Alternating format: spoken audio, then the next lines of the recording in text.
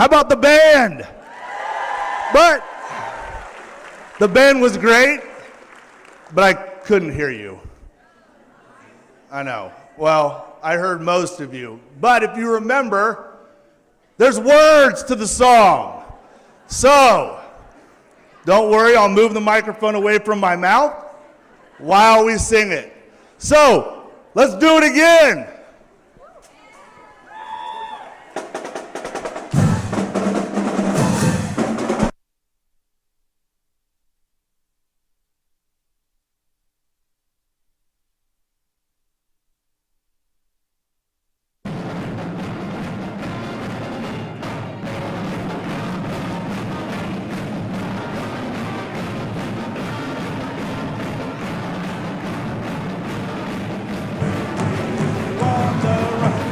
Fight, fight on for victory.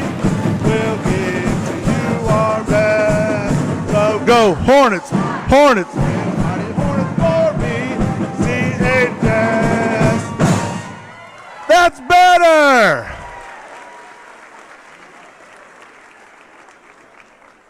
All right, now if you'll stay standing. Oh, wrong way.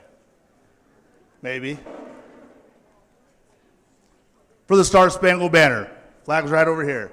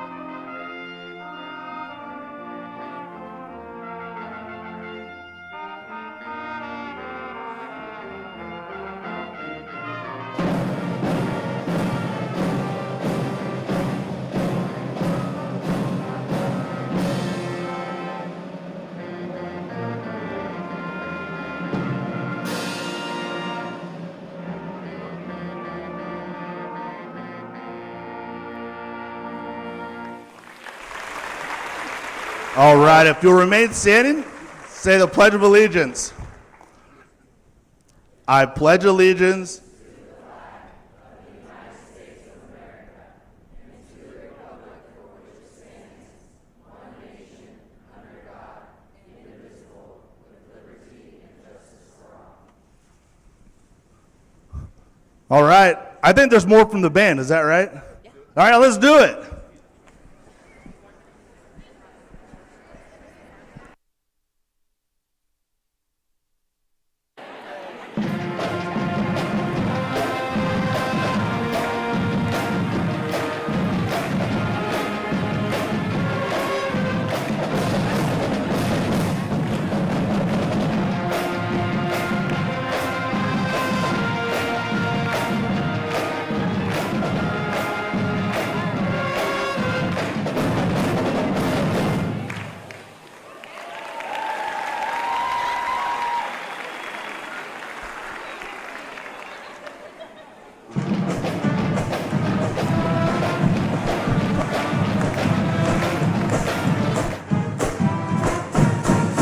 Go BC!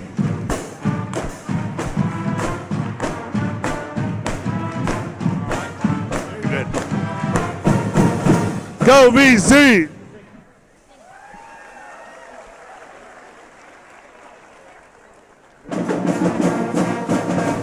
Go. Fight. Win. Beat 'em up, DJ Press. Go! 5. Win, eat 'em up, BHS.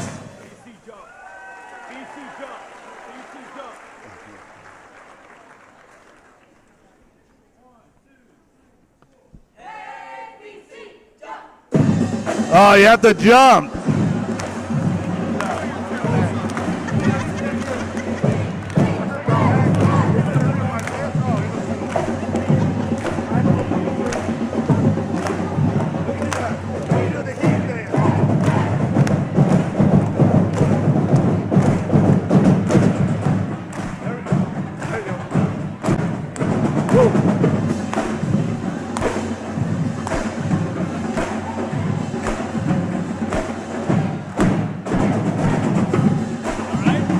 We're good.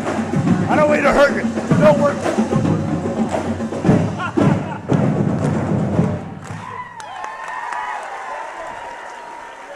More time, 7, 8.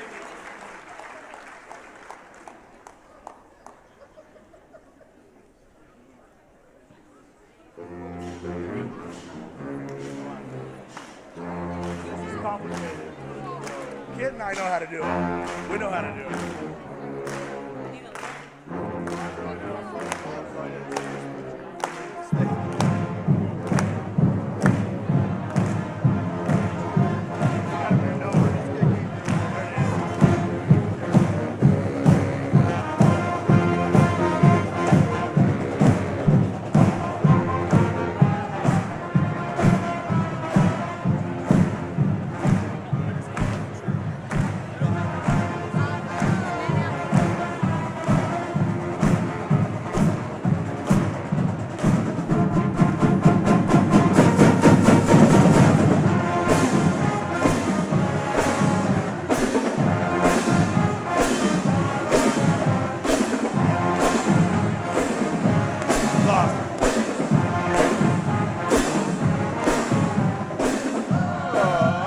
Uh-oh!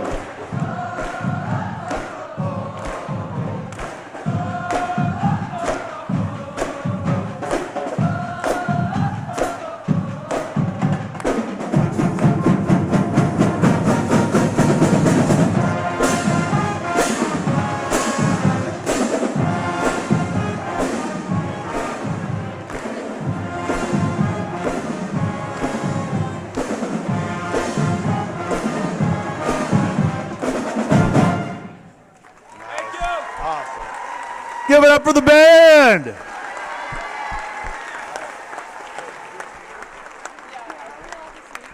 want this? Okay. You want us to go out there? Yeah. You got it. Okay.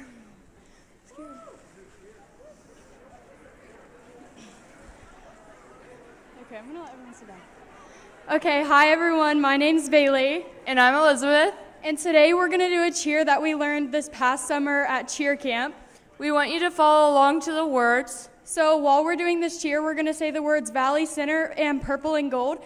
And we would just like for you guys to say those with us as we cheer. Thank you guys. Nice job.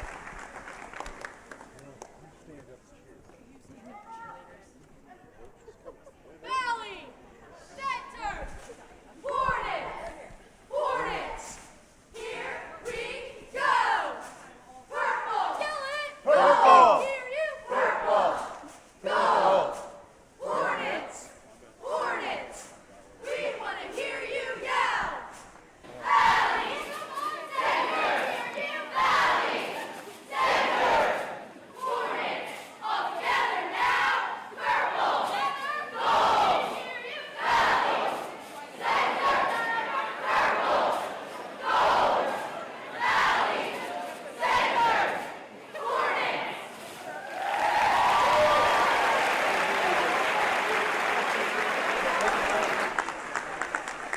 Nice job, cheer.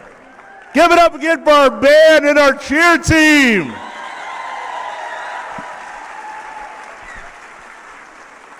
Later on today, we're going to have a class on how to follow the cheerleaders and words and all that, but it's okay. It's all good.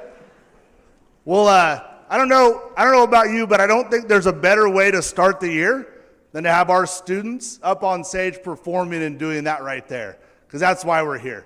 So, great way to start off, a lot of energy, maybe a little warmer than I anticipated, but it's all good.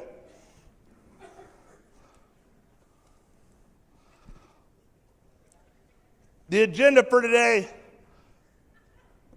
our vision statement, our empty chair. We're going to have a welcome from a number of individuals. We'll be joined by the coach and the cowboy here in a little bit, and then dismissed for lunch. A little bit different than normal. We have guest speakers today, so altered the schedule a little bit from past years, but I think we'll make it through. Our vision statement, you see our empty chair up here at the front, to be a premier school district known for excellence in education, innovative instruction, outstanding programs, and dedication to students. So you think about our vision, you think about our empty chair, it really is about all those students that were just on stage. Not only those students, but the 3,200 other students that are going to be walking through our doors in a few short days. The t-shirts that you got today really sum up this year and what we're all about. And it's all about Premier starting right here. Starting today, going into not only this year, but into the years in the future. When we think about our vision statement, we think about really those four things: to be excellent, to be outstanding, to be innovative, to be dedicated.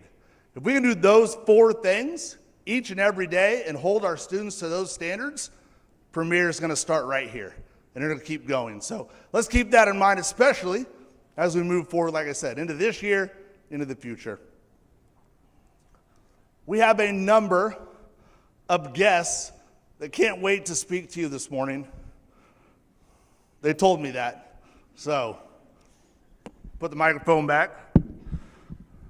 Our first guest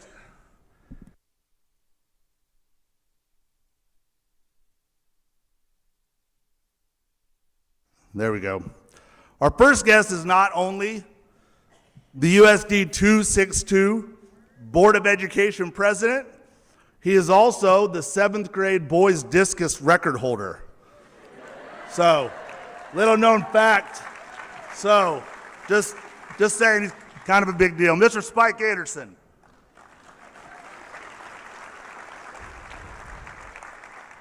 $1985, that was a great year. I have other records too, Mr. Lear, but we can't talk about those today because I have family here and I want to keep my seat on the school board. I am Spike Anderson, privileged to be your school board president. My first meeting is Monday. That's what happens when you miss a meeting, you get elected to be president. But on behalf of your school board, I do want to welcome you, and I want to introduce the school board. Mike McCormick is here today. Don, many of you know him. Don Stiglitz, J.R. Bryant, Sean Miller, Chris Eldridge, and Ryan McCullough. It's truly an honor to stand before you today as we kick off another school year together. I have two brief comments to share today. I don't think you came to hear me talk today, but on behalf of the school board, I want to say thank you. Thank you for the passion you bring, the dedication you show, and the countless ways you go above and beyond to serve our students, families, and community. Point number two is each of you, every one of you, plays a critical role in creating a safe, supportive, and inspiring learning environment. The success of our district doesn't rest on one person or one position. It rests on all of us working together as a team. So when the days feel long and you get tired, please remember, you are not just educating the next generation, you are inspiring them. And that is nothing short of extraordinary. Thank you again for being part of this incredible team and for your dedication to our students. Have a great year, and go Hornets.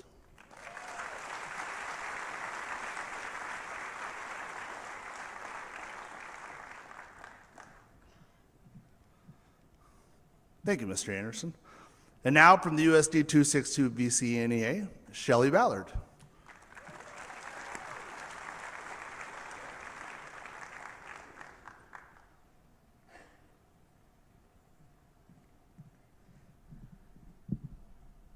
Well, good morning. On behalf of VCNEA, I want to say welcome back. I hope this summer you found some time to rest, recharge, do something for yourself. As we start this year, I just want to remind you that what you do matters. Every single day, you make a difference. for our students, for your coworkers, for this community. We know it's not always easy, but every day it's important. I would also like to take this opportunity to kind of recognize and give a shout out to our building reps. We're a district where we're fortunate to have representation in every building. So if you are a building rep, if you could quickly stand so they can see your faces. All right, these are the people who represent all of you at the negotiations table. These are the people that you go to if issues arise. These are the people that you can go to if you're unsure of something, and they will point you in the right direction. So as we enter this next year, we all want it to be positive, we want it to be productive, and being able to support each other is a way to make that happen.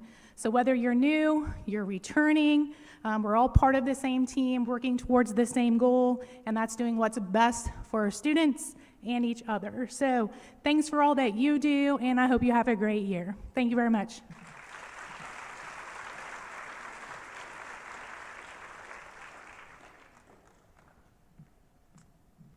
Now from the BC Ministerial Alliance, Mr. Jeff Isaacs.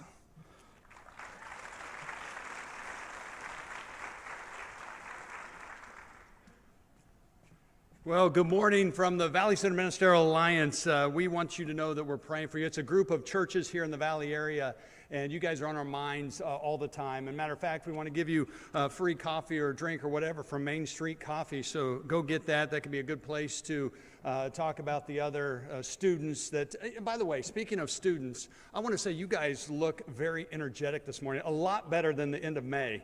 And so I enjoyed seeing that. And I would say, as you remember your teaching this year, try to remember what that felt like as the cheerleaders are trying to teach you, and you were a little slow on the take this morning. So just be mindful of that when you think about teaching this year. Well, one of the things we want to let you know is that we're praying for you. And if you have any needs that you want prayer, and I know some people believe in that, some people don't, but we would love to pray for you. Get a hold of one of the local churches, Valley Center Ministerial Alliance. Go to Main Street Coffee, hang out there.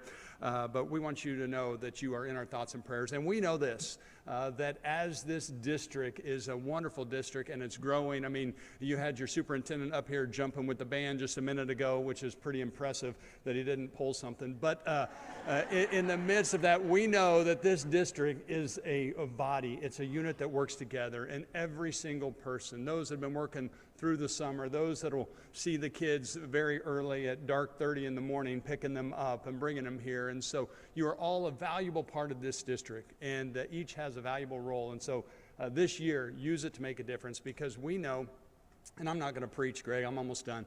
We know that there's a lot of kids that are coming into this district that do not have a lot of love and support.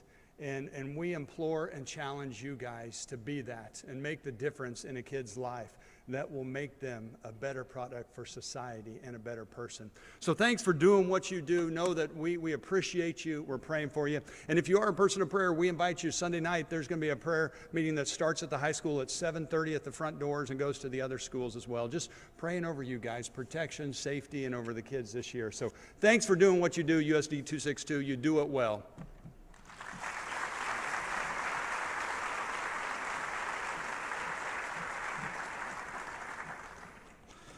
That's the first time I've ever heard Jeff speak for less than 30 minutes.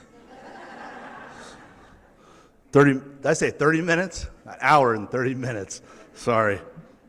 Not sure what's going on with my computer, so I apologize. Josh. No idea. So, all right. Next, from the ground up, Sarah Warren.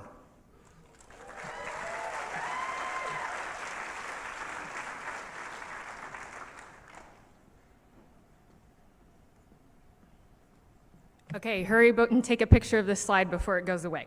My name is Sarah Warren, and I'm here on behalf of From the Ground Up Nonprofit, which is a local nonprofit here in Valley Center. And I just want to welcome you to another school year and let you know a little bit about what we do and how we can help you and your students. So you might recognize us from the Back to School Fair, Hornets Holidays, or Hornets Hangar, which is our clothing closet. Just a couple updates. So we did put the Back to School Fair on pause this year. We had another group who took over and was, was able to make that bigger and better here. And so, we'll reevaluate that in the future. And then looking forward to Hornet Holidays. So this is a program that we put on every year that matches students who cannot afford gifts with generous people who can. And so this year we have decided to make it a little easier, a little more convenient. And so we are moving to a hybrid model. This will be the first year that we do this, so it may not work, who knows, but we're gonna try it. So we are going to have angel trees, physical angel trees at the police department and at Pathway Church. And then we will also have an Amazon registry where you can just go in and purchase the gifts online. You will not be matched up with a child like you have in years past. We figured this would give people the opportunity to shop and be more convenient, but also those who wanted the more personal experience could still get their tag off of a tree. We know this affects some of the groups that typically adopt from us. So if you are a club or a group or a sports team that has adopted from us in the past, just shoot me an email and we will set aside a number of students for you so that way you can use the school funds to still go out and shop as a group. Last year, we were able to serve over 300 children through our Hornet Holidays program, and so we couldn't have done that without you guys. The majority of our adopters are school employees, the majority of our volunteers are, and so it's a really good way to make an impact and give back to our community. We're also excited to announce that starting in September, the Hornets Hangar will be open the first Saturday of the month from 9 to noon. This was a project that was started 7 years ago out of a need for students who needed clothing. And so inside the intermediate school in what used to be the old boys locker room, we have been able to renovate that with lots of help. And so we have a big, it's really long, just full of clothing and shoes that is all free to students and their families, whoever needs it. So if you have a student who's in need, you can get a hold of us through your school counselor or your school nurse. You can email me directly, and we can get those families in. If you have an immediate need, you're more than welcome to just shoot on over to the intermediate school, and Tammy and Gina can help you out. Let's see. I think that's it. So if you guys have anything, whether it's something really small or something big, let us know. We're not opposed to helping out any way we can. And so we just wish you the best this year. Thank you.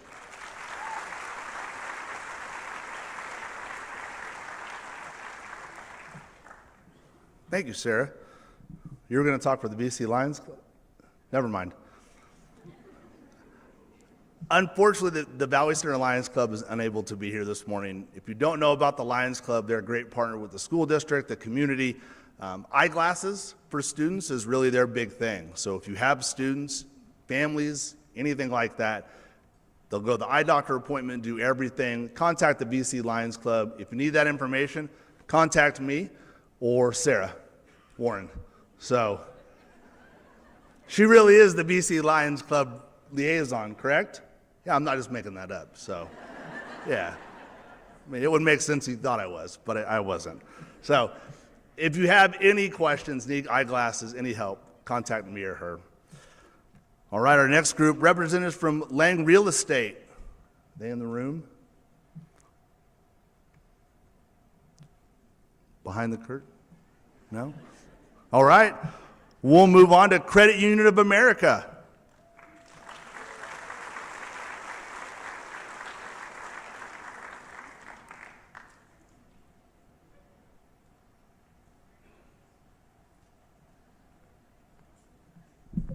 Good morning, everyone. My name is Eric Mitchell. I'm the branch manager at Credit Union America at our branch in Baylor, Kansas. I recognize some of you guys in the room from the branch. My colleagues and I are here today, just excited to welcome you guys back to another exciting school year. The pep rally definitely fired me up, so you guys definitely should be, energized for this year. We have my assistant manager, Luis Rodriguez, Tanya Loper, our regional vice president, our mortgage lender, Heather Baker, and our marketing associate Taylor Parrott, here today to, again, to just welcome you guys back to another successful school year. Just wanted to let you guys know that Credit Union of America is widely recognized as the educators' credit union. So we offer unique products and services that are just for our educators. So if you want to know a little bit more about that, just stop by our booth. At our booth, we have CUA swag bags, cookies. We're also giving away a $150 Amazon gift card, so all you need to do is bring your phone, scan the QR code, and then we'll, give out that $150 Amazon gift card. Also, one thing I'm very excited to share with you guys today is our promo that a lot of our members are excited for every year is our auto loan flash sale. So for 4 days only, from August 21st to August 25th, you can get pre-approved to purchase a new vehicle or refinance a vehicle that's financed at another institution. All members are getting 4.99% for up to 72 months. There's no origination fees there. So we're excited to be able to help members save some money by either purchasing a new vehicle or refinance. We understand sometimes life happens, your credit score may be impacted, you need a vehicle, and the rates may be on the higher end. So again, you could be a 600 credit score, 850 credit score, you're gonna get the same rate. So that's all I have today. If you guys have any questions, again, just see us at our booth.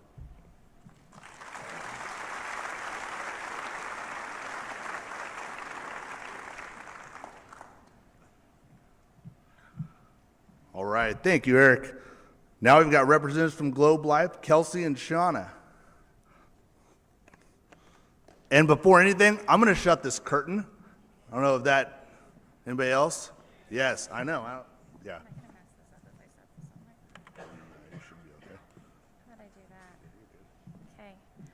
Good morning. Really quick, does everybody have a white card that we handed out? If you don't have one, raise your hand. If you don't have a pen, you're going to want to find a pen. There's a whole stack of them on the rows. So really quick, thank you for having us. I would give anything to have had my kids attend a school like this. I won't tell you where I live. They're all out of school now. The last one moves tomorrow. But what an exciting day. So really quick, I always start, because I get to talk to you about not fun things, but I always start with a joke. And they limited the jokes that I'm allowed to tell here. So how does the ocean say hi? It waves. Very good. So like I said, my name is Kelsey. I do live right here in central Kansas, and Shauna's right over here in Inman. So we get to talk to you about not amazing things. We get to talk to you things about cancer, accidents, that kind of stuff. So everybody has a story. My personal story is my last set of twins. Yes, I said my last set. My last set of twins were born at 26 weeks. I was off work for 18 months. Fast forward to now, 3 out of the 4 of them have a severe heart condition. What I get to talk to you about has saved our family. So, quick question, who in this room has known somebody that's gone through cancer, a heart attack, a NICU stay? Sadly, that's the response I get everywhere I go. And sadly, cancer is on the rise. The new numbers are 1 in 2 people. 1 in 2 are going to have a battle with cancer or a heart condition or something like that, and that is huge. And it's not only financially and emotionally devastating, financially, it's a huge burden. And we can all say, no matter how great our education system is, we are not paid what we're worth in education. So, we all hope we're not the ones that are affected, but the reality is we just don't know. So, how many of you want to deplete your hard-earned savings, rely on a GoFundMe or something like that to pay your family's bills? Probably not a lot of us. So at Family Heritage, we've developed a backup plan that puts cash in your pocket when something happens, keeps your lights on, keeps your bills paid, anything you need. And one of the best things we say is we pay you to beat it, not treat it. So I know you hear a lot of companies, and I know educators especially are given so many options. Here's why we're different. Number 1 is going to be our customer service.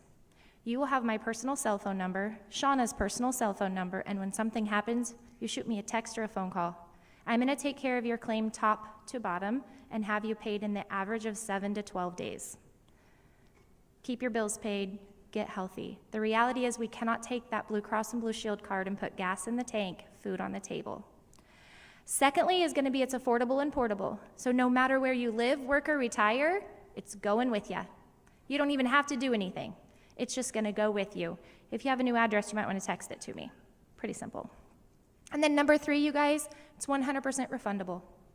If you stay healthy and don't need this, we're going to give you every penny you ever paid in back. and it's easy. I'm just going to hand deliver a check to you. Super simple. So everywhere I go, those little cards, I'm going to have you start writing. If you want to know what it costs, how it works, or just have general questions, I'm going to ask you to write yes.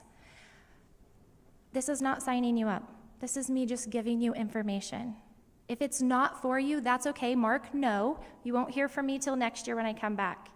If you already have a policy, there's an I'm already a client, mark that.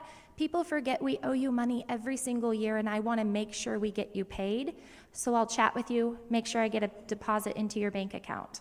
So while you start writing, I'm going to read a personal testimonial from my client. So start writing, and then I'm going to set this down. So Richard Davis says, I would like to say to people who think they have enough insurance, think again. I had great health insurance, but that didn't even begin to help me cover all my bills. People don't realize how much money you spend on gasoline and food when traveling over 60 miles for chemo and radiation. This policy has really helped me with my home bills, such as the mortgage, utilities, and car payments. I haven't been able to work very much, and when I'm not working, I'm not making money. Thank you, Shelley and the Family Heritage family, for everything you've done for us. And we were able to pay him $47,943. So while you're still writing, we're going to collect these today. So while you're writing, when you're done, you can move them to the middle. And then I'll read another one. So Richard Davis says, this policy should be a no-brainer for anyone who drives a car or a motorcycle. No one said they had it on purpose today. It's always unexpected. This insurance is the gift that keeps on giving. I'm really glad this policy had a refund benefit. I signed up for it hoping this would be the savings account I always meant to start, and we were able to pay him $10,575. So my last one, this is my personal client from Hays, Kansas. He's a firefighter, and they had a baby that was born with a heart condition, and she was diagnosed while in utero. So Tanner says, I want to thank Kelsey for everything she did.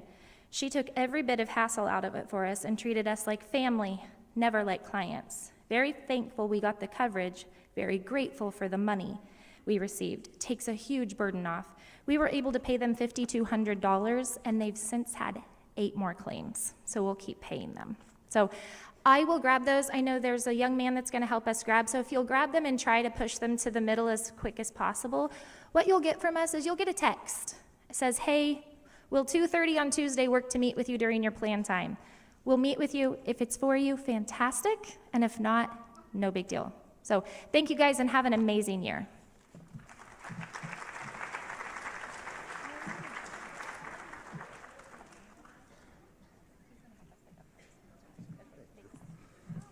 Thank you, Kelsey. And now from the USD 262 Education Foundation, Denise Newfer.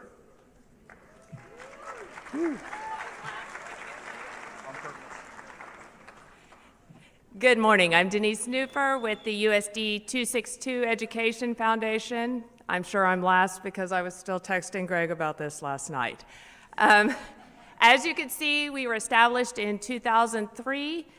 We've given $143,722.65 in grants over this time. We would like to increase that. We would like you to continue applying. Please make sure you follow the guidelines. Make sure your maths on the sheet you send in. But today you got a flyer, and on that flyer is a QR code to donate. You can do donations through payroll deduction. We have people who give $2 every pay period. It adds up over time. This money stays directly in the schools you work at. It can impact you personally by receiving a grant. It can impact your colleagues by receiving a grant. I've had 3 kids go through this district. 2 of them are seniors, so I'm a little teary-eyed. And they've gotten to be involved in things like the Penguins, trench warfare, several other things that have gone on in our district that were funded by the Education Foundation. Those are their lasting memories of education here in Valley Center. We love to help out our teachers, but we also need some give back. we're working to endow our foundation, so we will be self-sustaining, and we're very, very close. So if you feel led to give, we would greatly appreciate it. If you need money, we are your people also. So if you have some wonderful idea that's not in your building budget, we would like to be able to help you with that too. Have a great school year.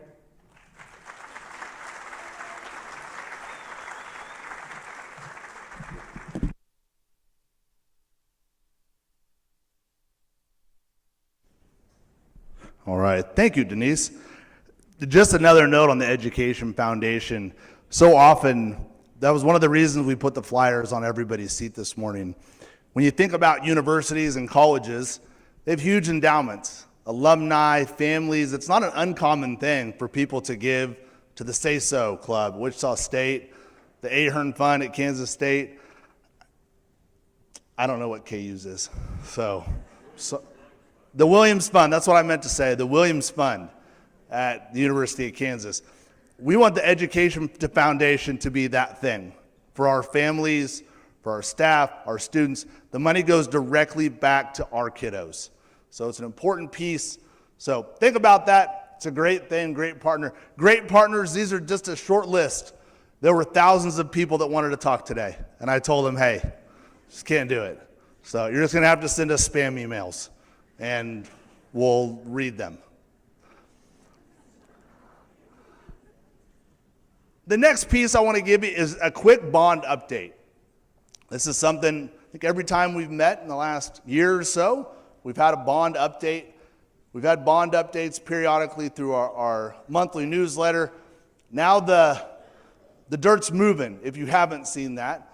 It's moving right out here. It's moving down the street. So I just want to give you a bond update where we are in terms of the roadmap, in terms of where we are with construction, and just where to find all these updates and how that's going to work this school year with a lot of changes on the horizon.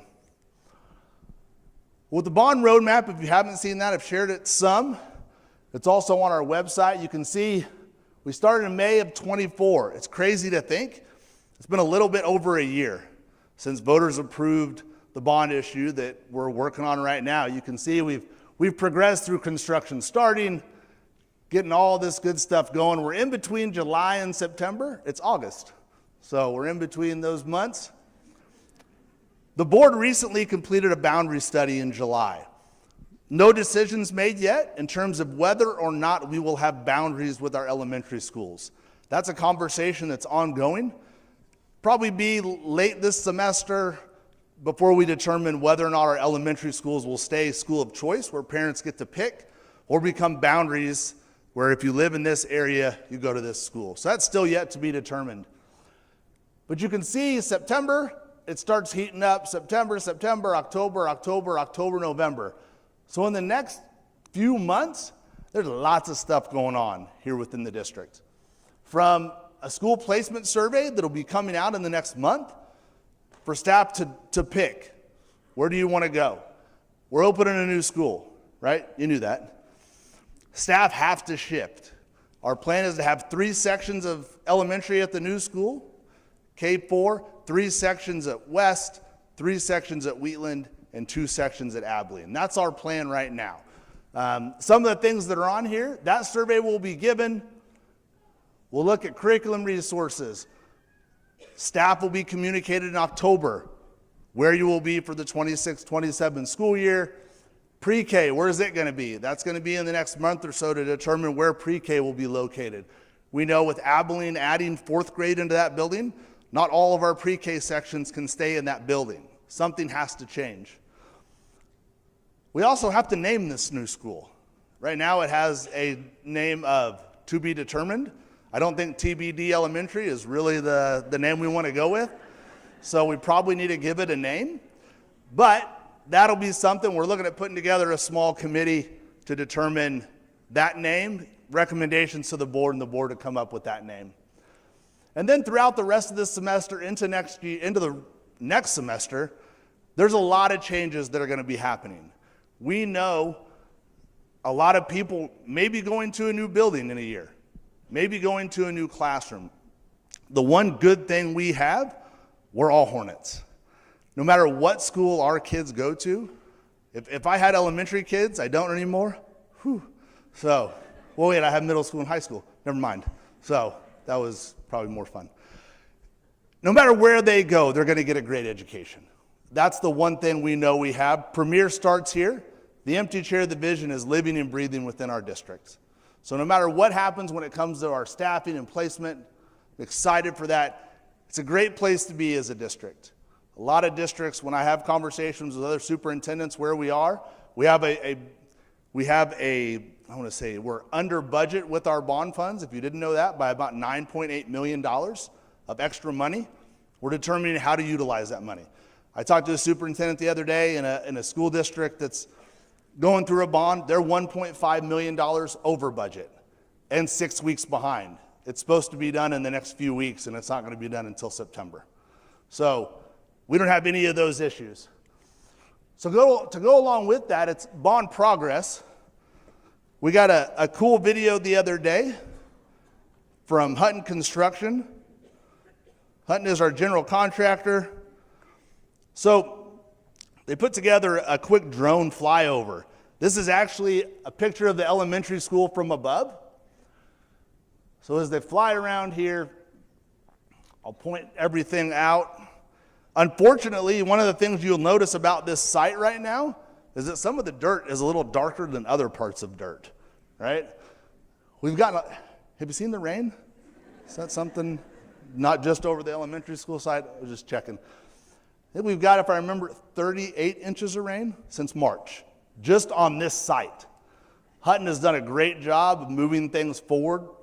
Extra crews are out there, overtime, all that good stuff. Right here is 85th Street. Right here, there will be a road right here. I think it's called Chisholm Trail Road, if I remember correctly. And then Tanner Trail Road will be right in front of the school. The car line will go right here. They kind of have it. You see, they've kind of driven. That's kind of where the car line will be. Kindergarten will be over here. First and second grade will be right here. Third and fourth grade will be right here. We have our mixed abilities classrooms right in the middle of the building. Offices, speech, social work, all those will be located in this area. Front office here. This is a storm shelter, the gym, commons, cafeteria right here, specialist classrooms right around this area. Bus drop-off right here. We'll have separate entrance for buses and cars. They should never intersect, right? We'll teach parents. It'll be fine. Right? It always works well. Yeah, it's fine. But you can see they're making progress. We're still on track to open this building in 26-27, which is going to get here before we know it. They also made a video of the high school edition. So as we fly around here, you see the high school on the north side here. We're adding 18 classrooms onto this section of the high school. We're right in here, just so you know. Wayfinding. 18 classrooms onto here. We're adding a career tech education lab over here, which will also serve as a storm shelter. With the addition of the classrooms, we have to add additional storm shelters onto this building. The storm shelter we have currently in the Ox Gym is too small. We have to add another storm shelter because if this place is ever full, which it is a lot, it is right now, we have to have that space for our people here. We're also the Supplemental Learning Center, which is right down here. You can't see it. Dirt's been broke there. If you don't notice, there's fencing, traffic flow maps, all that. If you are a parent at the high school, don't worry, car line here will be fine too. Just follow the rules. We had a little parking lot out here too. We lost some parking, so we had a little bit of a parking lot right here on that lot. So we're moving forward on here again with this building on track, on schedule to be opened, that wing, in 26-27. The cool thing is we got some projects already done. The intermediate school, 4 new classrooms. This is one of the new classrooms. I don't think the blue tape's there anymore. One of the new classrooms, I saw Mrs. Blackwell the other day moving into one of the new rooms. 4 new classrooms on the end of C Hall. The learning lab also got turned back into classrooms. And middle schools can never have enough restrooms. So added 2 restrooms onto B Hall. B Hall didn't have any restrooms. So adding that on, it's going to be a nice thing for students and staff at the middle school. So nice mirrors. So that's kind of update in terms of the progress and where we are. But it's not just there where you can see bond updates, and not just once or twice a year. If you look on our website, look at that, I did that myself in Canva. I made that thing go like that. Hey, I'm not trying to, just saying. So, there is a tab on our website that says School Bond Updates. Amy Pavlak, our Director of Communications, does a fantastic job. We get construction updates every week. She takes those pictures and puts them on our website for you to see, our families to see, for anyone to see the progress when it comes to our bond work. Not only that, this year, the Buzz, the monthly newsletter, will have bond roadmap updates every month. My plan is to do a listening tour, similar to what I did a couple years ago, probably October, November-ish, to get around to all the buildings to sit down with whomever wants to meet with me. Sign Up Genius will go out to talk about bond, anything you want to know, bond related or USD 262 related. We want to make sure we're communicating everything that you need to know going into the 26-27 school year. We know that change is loss for someone, and that when change happens, it's not always the easiest thing. But we want to make sure that you have all the information you need moving into the 26-27 school year so that we can go and continue to be premier. So, all right. That's all the bond updates. So the next piece, it's always a good thing to have guest speakers come in. I haven't had a chance to do that since I've been here. I'm excited to not talk anymore. So I'm sure you are too. But it's an honor today to welcome people home. We know we have a lot of Valley Center alumni in here. We have another one today. Our speakers that we're bringing in are known across the area and across the region as the Coach and the Cowboy. One of them knows this place as home. Brandon Clark grew up right here in Valley Center. His roots still run deep here within the district. His family lives here. Many of you have taught, coached, or crossed paths with the Clarks over the years. Almost a decade ago, Coach Clark teamed up with his longtime friend Kevin Chase to build something special. Kevin is a semi-retired banker who sold his family's bank a few years back, helping Coach Clark as a culture coach for his football team at Derby High School.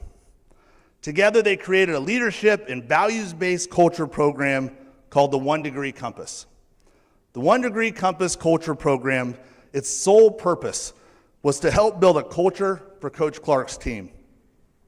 However, once people started to hear about the 1 Degree Compass, it quickly spread far beyond just the team. Schools, companies, teams, cities have embraced this simple but powerful program. Coach Clark has gone on to win multiple state championships at Derby, while Kevin now spends his days doing what he loves, working on his ranch and helping others build strong, healthy cultures. Today, they're here to speak directly to us, teachers, staff, custodians, paras, everyone, leaders, culture builders here within USD 262. They'll be sharing real stories, practical lessons from the bank, the ranch, the classroom, and the field. So, please join me in giving a warm USD 262 welcome to two guys who care deeply about culture, leadership, and people, Coach Brandon Clark and Kevin Chase, the Coach and the Cowboy.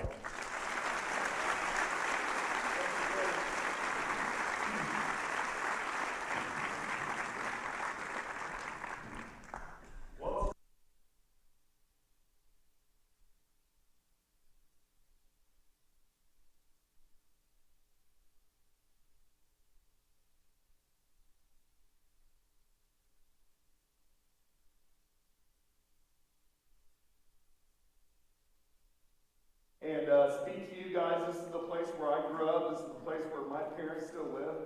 My mom was an elementary teacher. Yeah, I'm not getting this. My mom was an elementary teacher for probably about 100 years here at West Elementary. Do we have any elementary teachers here? Raise your hand. Actually, stand up, elementary teachers. Stand up. Please do. I've seen what my mom went through for so many years. Great. Now look at everybody standing up. Don't get a pay raise, all right? Give them a double salary, all right? I know what you guys did. Funny story. My first year when I came back from Kansas State, I told my mom I wanted to sub. And I went to West Elementary and subbed for 2 weeks after we got back from the Fiesta Bowl. And after that first day, I wanted to become an elementary teacher. That's what I wanted to do. That's what my mom was. And anyways, I'm just going to hold this for a second. After that first day subbing in elementary school, I'm like, Mom, how have you done this your whole life? Gosh, you know, I went through 2 days. I played for Coach Snyder at K-State.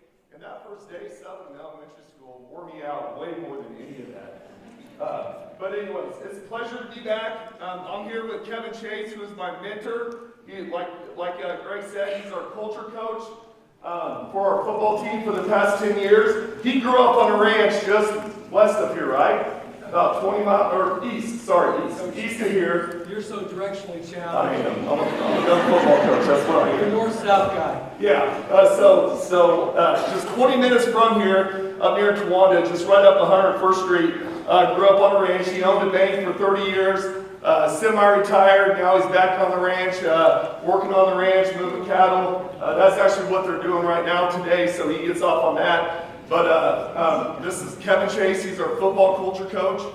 He has been my mentor in life. My mentor on just everything I do, and just a great role model. So today we're going to talk about culture. But first I want to talk about, we met with Greg this summer, and Kevin asked Greg, like, Greg, why do you want to become a teacher? And Greg said, well, I want to change lives. I want to have a positive impact on lives. Now, who doesn't want a superintendent that says that, right? He didn't say, I want to be a boss, I want to be in charge, I want to make more money. He said, I want to change lives. He said, I never envisioned myself wanting to be a superintendent. I just want to be a teacher. Then all of a sudden, he becomes a superintendent because he became a person of value in people's lives. He changed lives. That's why he is leading you guys right now. So today, before we start, we have a tradition at Derby, like most schools do, before we start practice, before we start eating a game. Let's get a break. So everybody put their hands up. Put your hands up. We'll get a break on 3, okay? Here we go. Be average on 3. 1, 2, 3. Be average. That's right. Nobody wants to be average, do we? Nobody wants to be average, but I'll tell you this much. If you have an average culture and you don't work on your culture, you're going to become average. Right? It is opposite.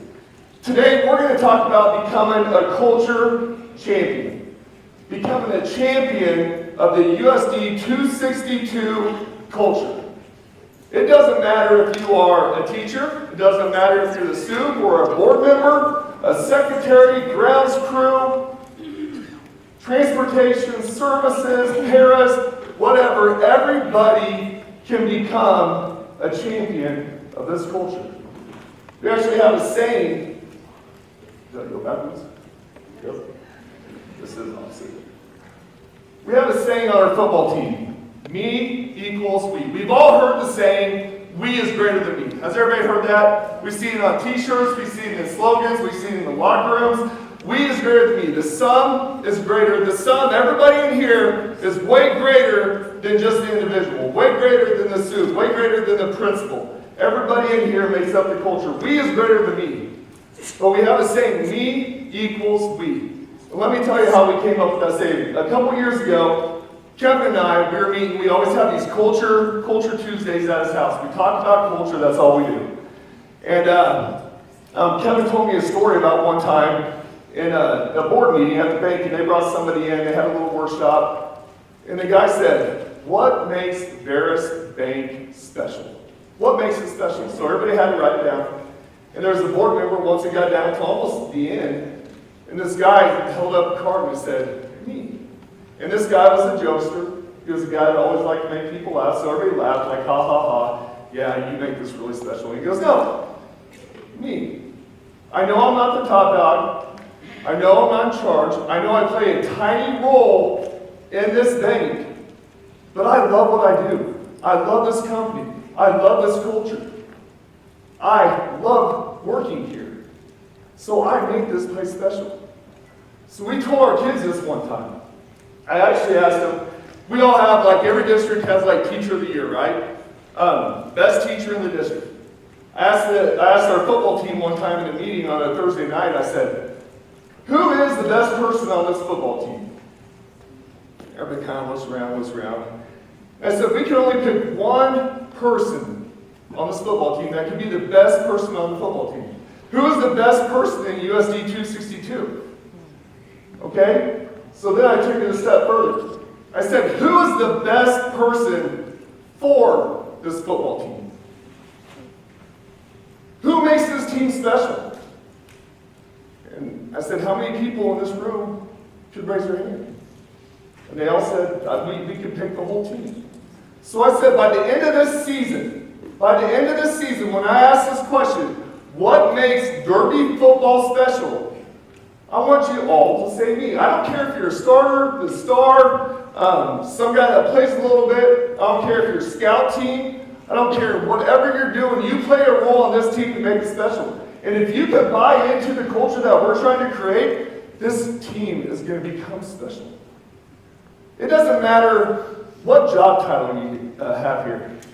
If you buy into the culture that Greg is trying to create here with USD 260, it can be very special. What's wrong with you? Well, good morning. How's my sound? Are we getting it? I started wondering if Brandon was going to let me talk.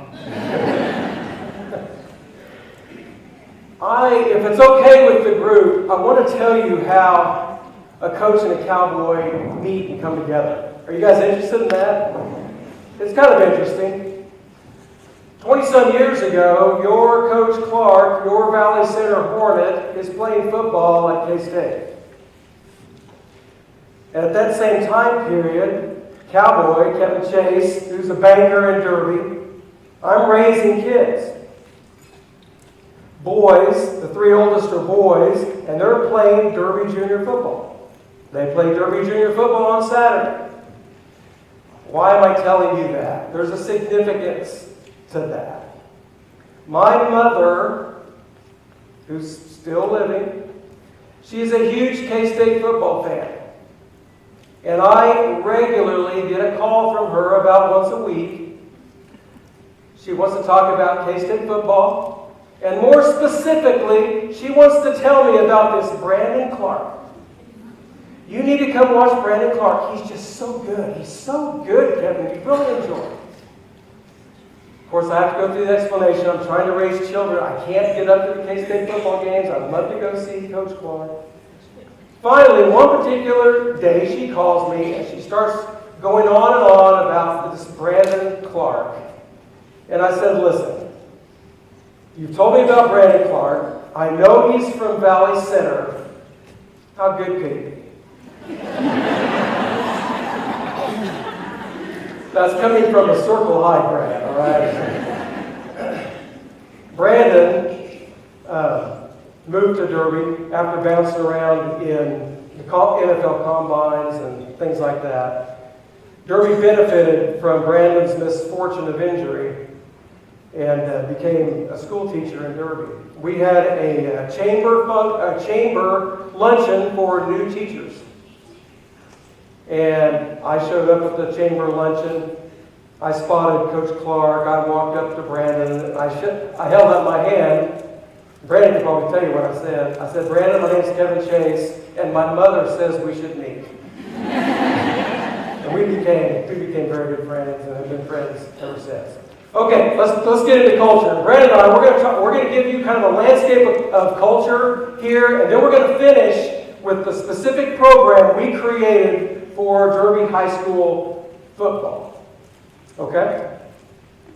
So you hear the word culture all the time. You can't help but turn on sports. You can't help but turn on the news, and they talk about culture. Culture for a team, culture for a school, culture for a country. Well, what do we mean by culture when Coach Clark and I talk about culture? Culture is simply this. It's your traditions, it's your norms, it's your practices, your policies, it's your way of life within a society or within a team, within Team Valley Center.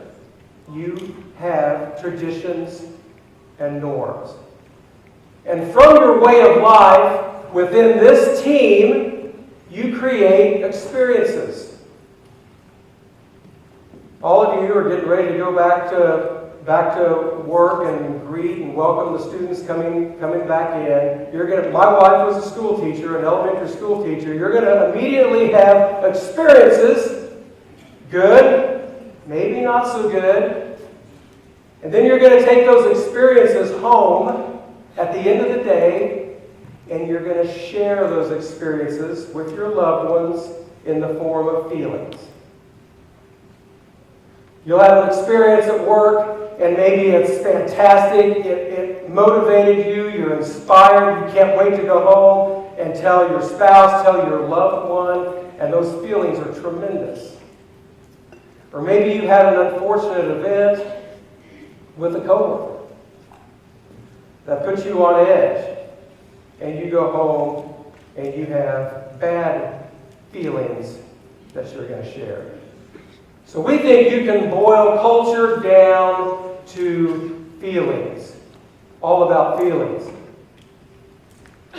Feelings are created throughout your life. I can think easily, and I'm sure all of you can too, about your favorite teachers in education.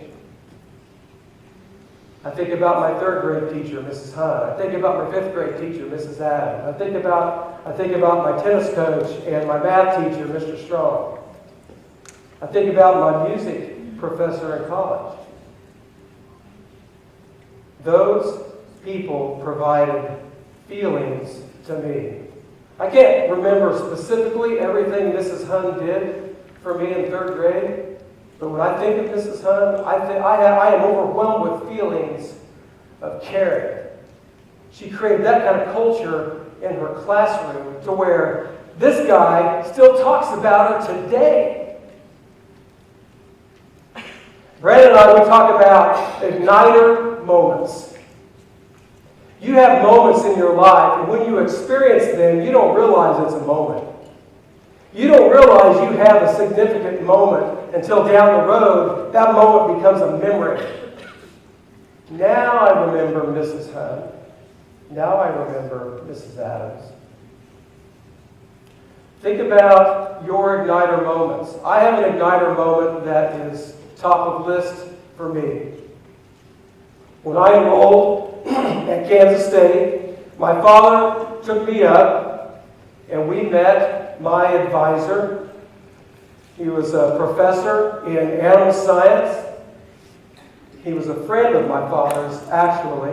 And I got up there, and he was helping me select classes and get enrolled. And my father turned to Dr. Drake and said, Kevin was always in music, too, in high school. I don't know why he's not doing music in college. Dr. Drake, back then we had paper. We weren't on a computer. He was thumbing through the classes, and he goes, "Oh, okay, Kevin, I know exactly the class and the group you need to be in." And he enrolled me in a class that was instructed by a director that later became a very good friend of mine, because I went on from that class to try out for another singing group where I met my wife. And I did not have that igniter moment with Dr. Drake, Professor Drake, saying, "Kevin, I know the music class you need to get into," I never would have met Cindy.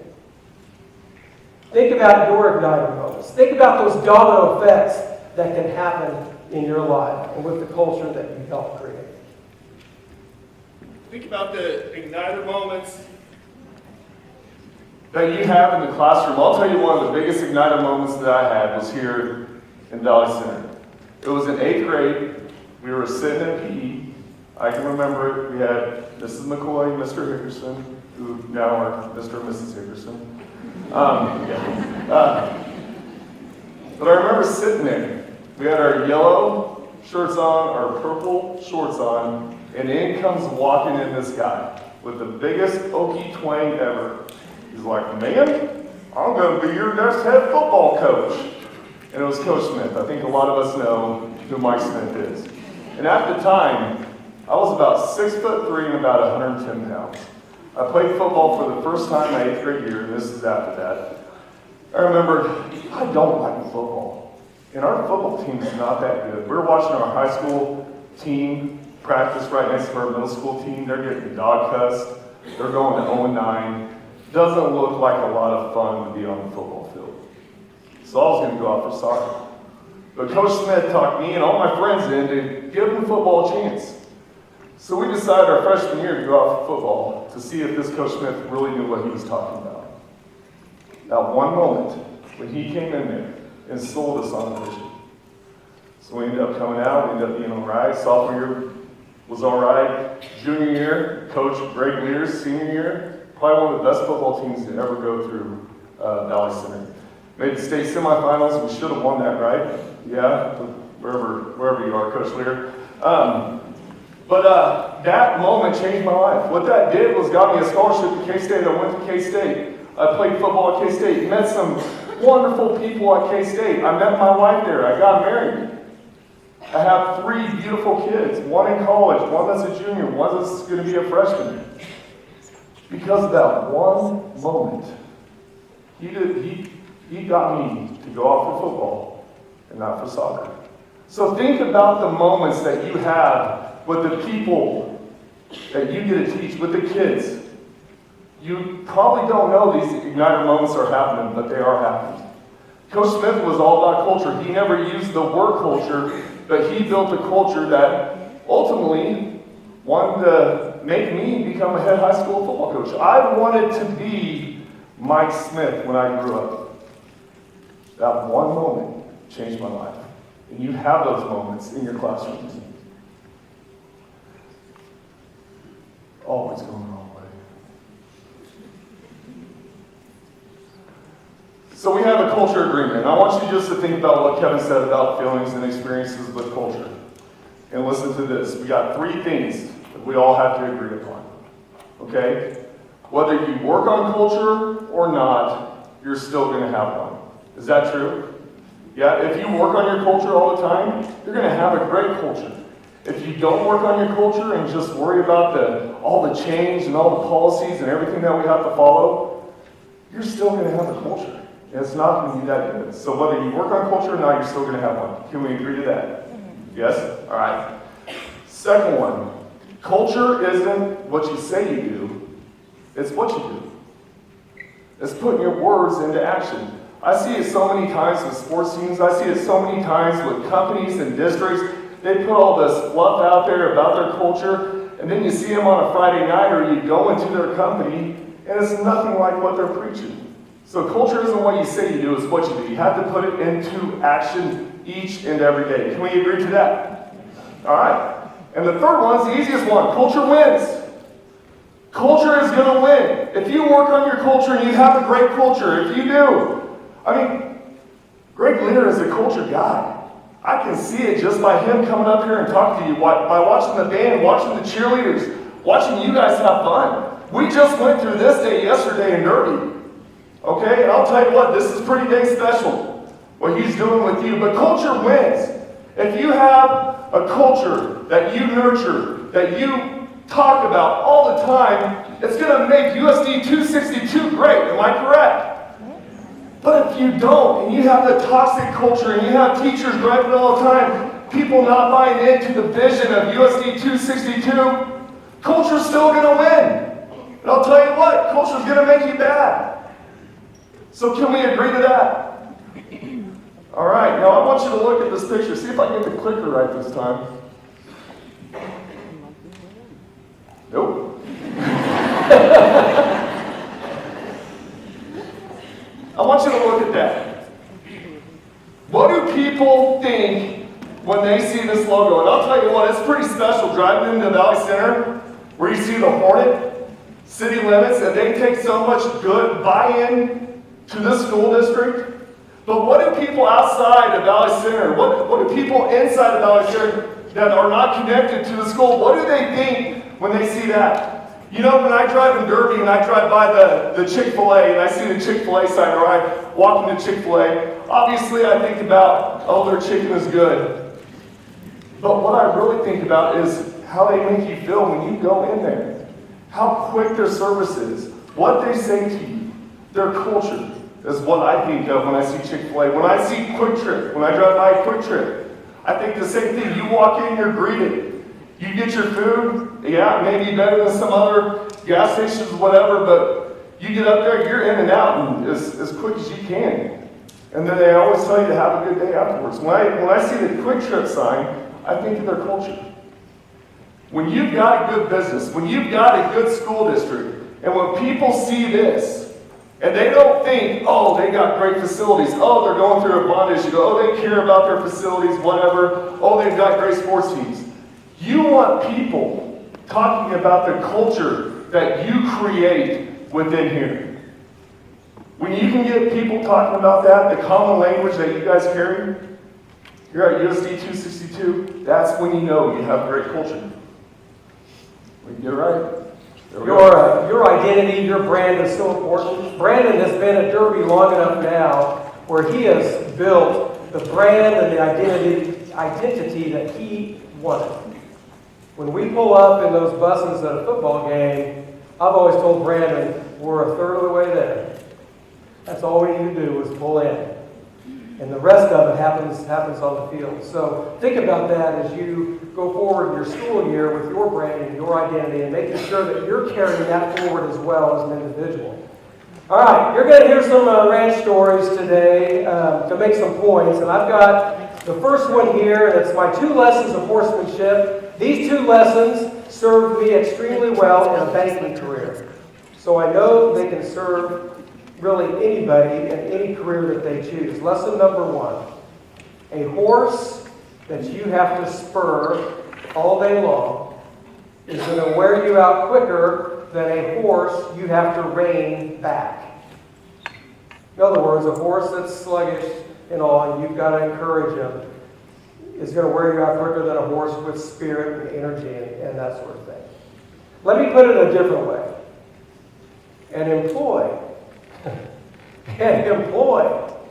that you have to spur all day long. You're wearing somebody out versus an employee that comes to work every day. You've had plenty of sleep. You're ready to tackle the day. You're ready to tackle the world. You want to inspire. You want to motivate. Maybe you've got more ideas than Greg can handle, but that's okay. He'll take that. He'll take that. Just rein him back a little bit. That employee's not wearing anybody out. Think about that with the kids that you work with every day. Encourage them to be someone that has spirit, has enthusiasm, has positive energy about them, and doesn't just slug their way through every day. So that's horsemanship lesson number 1. Horsemanship lesson number 2, and more important than lesson number 1. Over time, a horse will become its rider. I grew up my whole life on the ranch. I was 4th generation ranch. The ranch started in 1908. I would spend the summers between my school years, this would be school years in high school years in college, always working on the ranch. And most of that time was on horseback.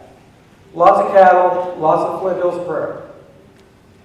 I'd pick my horse at the beginning of the summer, and that's the horse I'd primarily ride 95% of the time. By the end of the summer, that horse has taken on my characteristics. If I'm confident in the saddle, my horse becomes confident. If I'm consistent in my actions, my horse knows how to anticipate me. If I'm kind and gentle to the horse, that horse will return the favor of being kind and gentle. Now, if I'm an idiot in the saddle, if I'm just an ass in the saddle, by the end of the summer, I've got a horse who's an idiot. He doesn't know how to anticipate me, doesn't know what's going to come out of my mouth, how I'm going to react to certain things. Let's for a moment imagine you're you're going to go to work this summer with me. And we're going to ride pastures the rest of the summer. You're going to pick a horse. We're going to spend a lot of time on horseback. And the name of your horse is culture. You get to ride culture all day, every day. Who does culture become? Team, it's the same thing here. It's the same thing here. Culture, of course, starts at the top. But everybody can help drive culture. And if you want to be that ass in the saddle, everybody else is going to become one too. You've got to treat people with respect, with dignity, value them, encourage them, motivate them, and in turn, you create a dynamic culture, a culture that's pulling the whole the same way. That culture then goes into the classroom and the kids see that.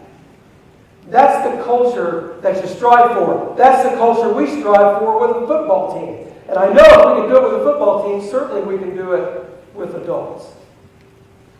So think about the horse always becomes its rider.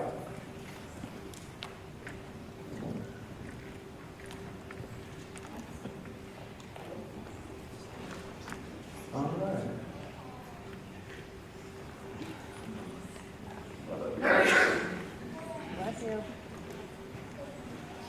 Let me tell you about my beginning journey when I became a head football coach. Like I said, I want to become Coach Smith. Like I said, Coach Smith was a culture guy without saying culture. That's what I wanted to become. Went to K-State, was there for 5 years. Like Kevin said, bounced around the league for a little bit, and then decided it's time to put up the cleats and become a coach.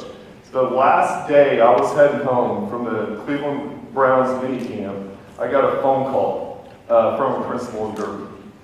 And he knew my dad, he wanted to offer me a job or bring me in, do a quick interview and offer me a job. Talked to my wife, ended up taking the job at Derby. Big reason why I took a job at Derby is because I wanted to learn from the best. Tom Young.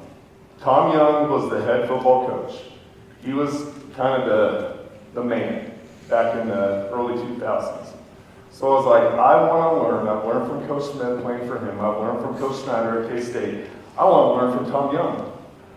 So I signed there at Derby, and that first year, when I was there, the guy that retired, that was the receivers coach, that was going to take his spot, stayed on as a coach. Retired teaching, stayed on as a coach. So my first year, I was the 7th grade B-team football coach in Derby. The next year, Tom Young retires. So I'm in my second year. We get a new coach. I get on staff at the high school. We were pretty decent, not too bad. I learned from him. He leaves. He goes to college. Then we hire this big-time coach that's won all these state championships in Derby. I stay on his staff. We go 0-9. 0-9 that year. Derby football 0-9. The town was about to explode. That guy gets out of town as quick as he can. Yeah, I would too. The next year, I go in for my interview. They say, will you just stay more than 1 year? And I said yes, so I got the job. That's the only reason why I got the job. So I'm the 4th coach in 4 years. And you know how difficult that is, changing your leader four times. Taking an 0-9 football team over, and I was going to change the world. I was going to do it. What did I have to do? I had to do what only one person in Derby had ever done before, is Tom Young. And he had won the only state championship in Derby. So I was going to become the next Tom Young in Derby. Man, were we great that first year. We went 1-8. And I'll tell you what, the stress level went up because I had to become Tom Young as quick as I could. I had to look myself in the mirror and say, you are a success. And to do that was to get a state championship. The next year we go 5-5. The next year we make the semifinals, we lose. The next year semifinals, we lose. The next year semifinals, we lose. And each year was I was going harder and harder and harder. I wasn't the father I should have been. I wasn't the husband. I wasn't the friend. I was losing sleep. I was stressing out. I found myself in the hospital 2 times because I had to get there as quick as I can and look myself in the mirror and say, you are a good football coach. And to do that, I had to win a state title. 2013 comes around. One of the best teams I've ever coached, and this was the year. It was make it or break it. It was win the state title or just quit football. First game, we lose. We're 0-1. To a very good team, though, we lost. And the whole town is just going nuts. I can't believe he lost with this team. They were ready to fire me. We finally get to the semifinals. We have been to the semifinals 4 times and lost. I thought I was jinxed. I played for Valley Center my junior and senior year. We lost in the state semifinals. I played for K-State. We go to the Big 12 championship. We win that game. We're going to the national championship. We lose in overtime. I'm like, I can never get to the big game. Well, 2013, we got to the big game. We got to the state championship, but I had to do one more thing. I had to win that game so I could go home that night and say, you finally did it, you made it. That week, I was a nervous wreck. That week was, I barely remember it. But what I do remember is the bus drive up there, just shaking, like, don't let this town down, don't let the kids down, don't let yourself down. You've got to win this. You've got to win this to be a success. Get to the game, and I'm telling you, the whole town of Derby is there. And it's a beautiful day. It's the Saturday after Thanksgiving when you always play state championships. And there was probably 12,000 people just decked out in green. I'm like, oh gosh. I was super nervous.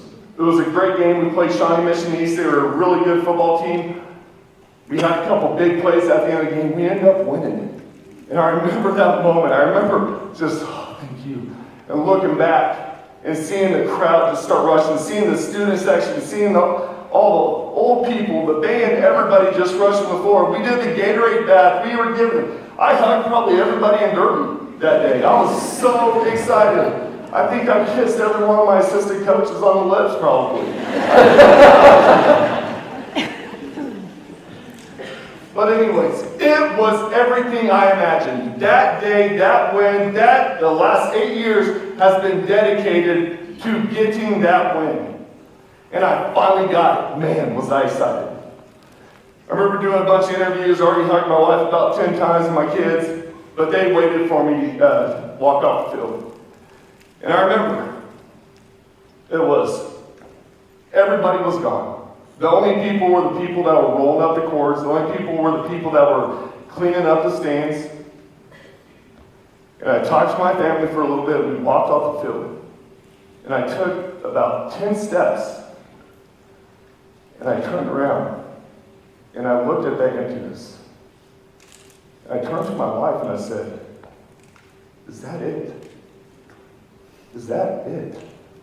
What I thought would be the best feeling in my life became the most empty feeling of my life.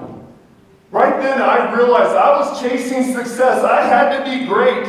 And I had just wasted 8 years of my life to get to that moment that had come and gone. I felt so horrible. I felt so empty. And my wife knew exactly what I was talking about. So in life, what I learned, what I became, becoming a culture champion. Quit chasing success. Buy into the culture that you have here, that you have at home, that you have at your place of faith. Quit chasing success. If you become a person of value, you buy into cultures, success will follow. Never, ever chase it. Brad, hang on. Don't go to the next slide. I want to read something here. Sometimes I read this, sometimes I don't. So maybe I'm surprising Brandon with this. Certainly surprising you guys with this. Brandon asked me to be the culture coach in 2015. He won his first state title in 2013. But we were very close friends, and I had started a tradition where Every Thursday or Thursday before a football game on Friday or Friday, if I ran out of time on Thursday, I'd send him a note. I'd send him an email. Something that might make him laugh, something that might encourage him. This is an email I sent Brandon on September the 6th, 2013. And I was recognizing that Brandon was struggling. He was not the Brandon that I had once known. He was stressed out to the max. So I wrote this. I said, Brandon, I'm not ashamed to confess that many of the thoughts I'm about to share are not original, but have been borrowed from the late Steve Jobs. When he faced death, and in fact knew he didn't have much longer to live, it became a great tool for him. Because for the first time in his life, all external expectations, all pride, all fear of embarrassment or failure, they all simply fell away and cleared a path for what was truly important. It took away the trap of thinking you have something to lose. You realize that you're already naked, and there is no reason not to follow your heart. Is there a way that we can live our lives, Brandon, this way, without the requirement of pending death? It takes work and courage, but I say yes. Don't be trapped by dogma, which is living the results of other people's thinking. Don't let the noise of others' opinions drown out your own inner voice. And most important, have the courage to follow your heart and your intuition. Brandon, you're a tremendous coach and leader. Trust your heart tonight. Show courage in the face of adversity. There's nothing to lose. Nothing to lose. Go out there, have fun. Go out there and inspire. Not just the team, but the entire community. Go out there and coach like you're naked. I challenge all of you to wear clothes to work. But I want you to teach like you're naked. Teach like there's nothing to lose.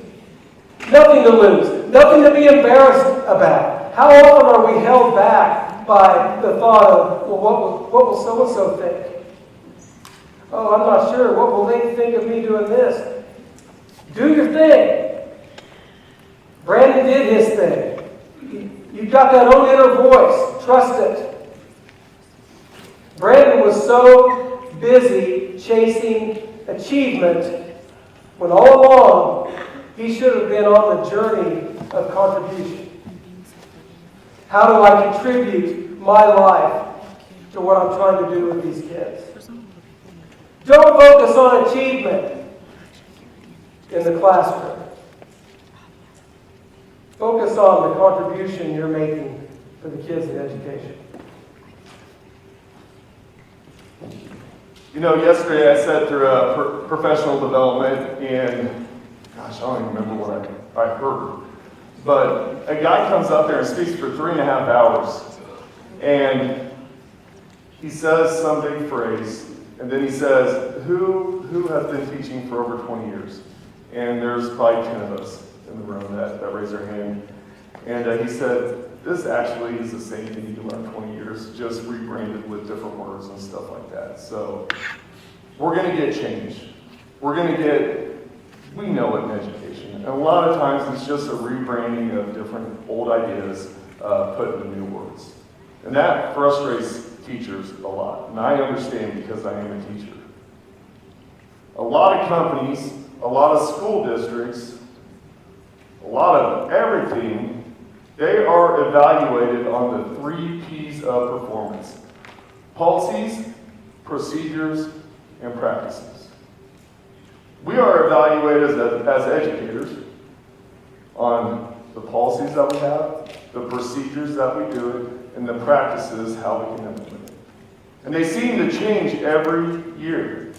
Not because the superintendent wants it to change, not because the curriculum director wants it to change, because they are told by people above them that it needs to change. And that frustrates the heck out of us. It happens in any company. It's always changing, but you always have policies and procedures and practices, and that's what you're evaluated from. Who got into education because they love policies, procedures, and practices? Is that why you all want to become teachers? No, nobody want to become a teacher because of policies, procedures, and practices. Yet those are the things that frustrate us, but those are the things school districts are evaluated for. Kevin on the ranch, okay? He has policies, procedures, and practices. He has boundaries. He's got his ranch, he's got things he has to follow on the ranch to stay up to code.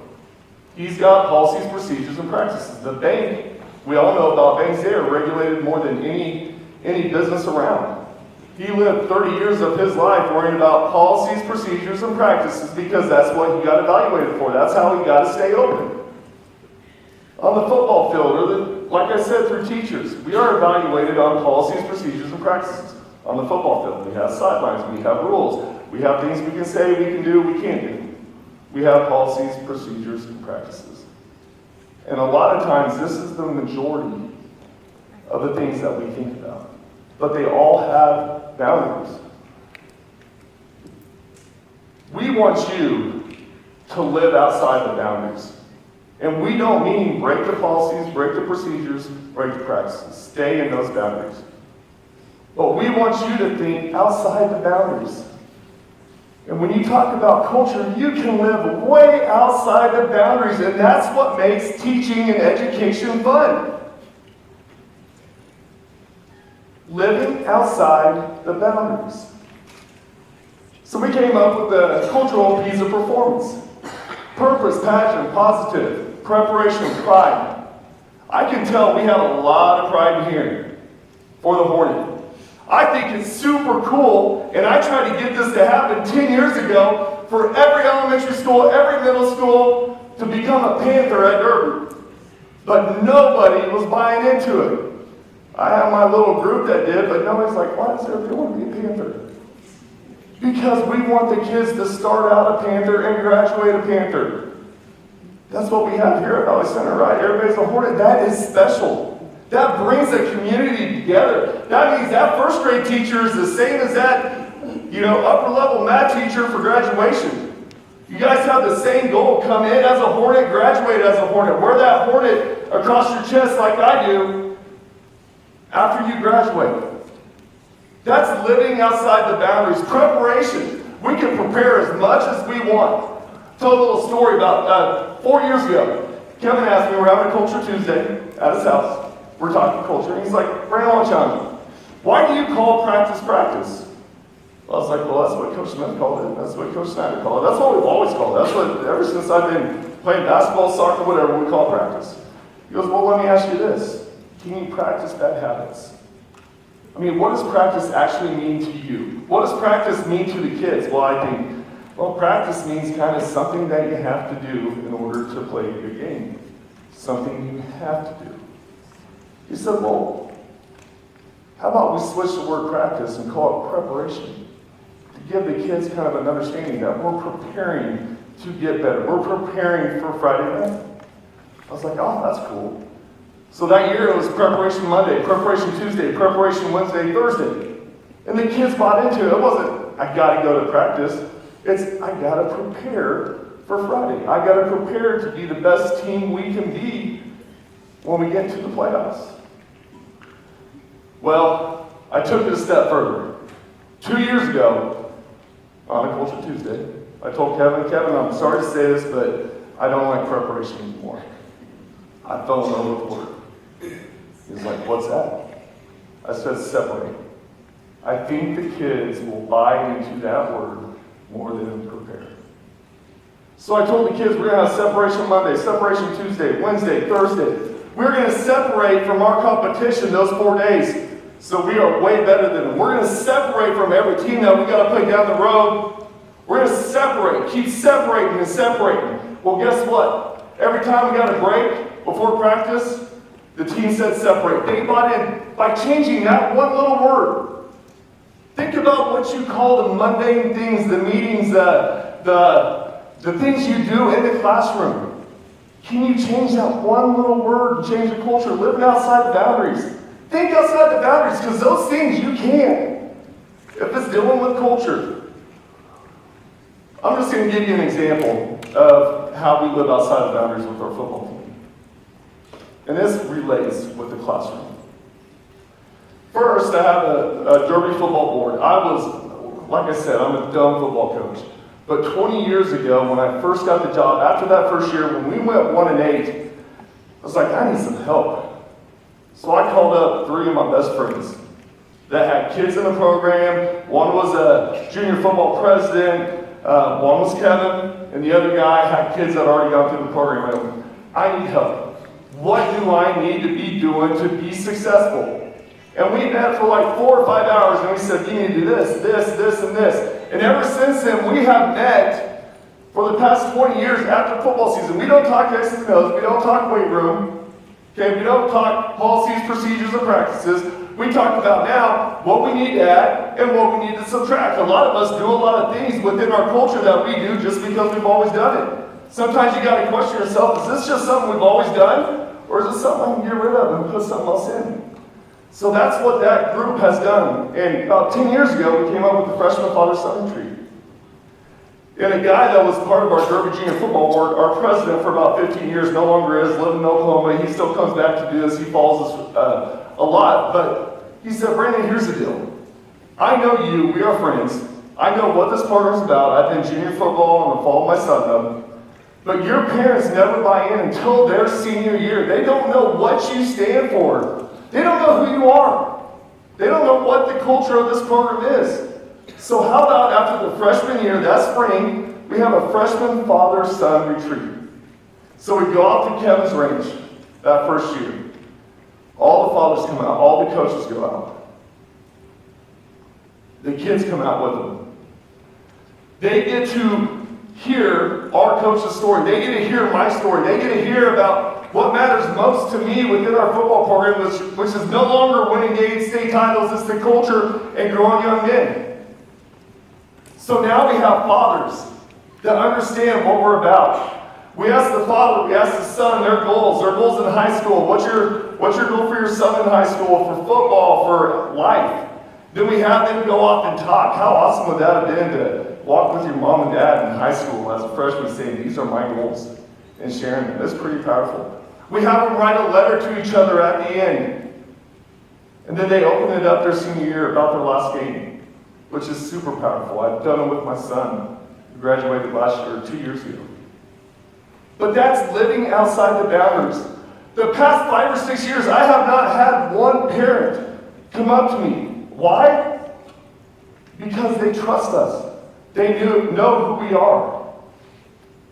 Do your parents of your children in your classroom know who you are? Have you told them your story?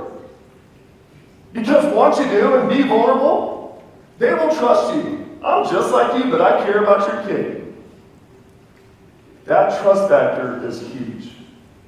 And I'll tell you what, parents play a big role in culture. Not only on the football team, but in the school system. Some parents can make your life miserable. But if you can get them to trust you, man, it alleviates so many problems. So that's living outside the boundaries. Now, we're going to talk about the gold dot. Did everybody get a gold dot? Yes. Everybody know what the gold dot means? No? Never done this before, but I'm excited to do it because I was actually on the receiving end of the gold dot. My junior year in football, our coach comes in. Man, y'all got a gold dot? They're like, yep. Well, this is the secret society of the gold dot. I don't want you guys going telling anybody what this gold dot means, but I want you to put it somewhere. I'm not going to talk coach in that voice anymore. He had us put that gold dot somewhere that we would see it.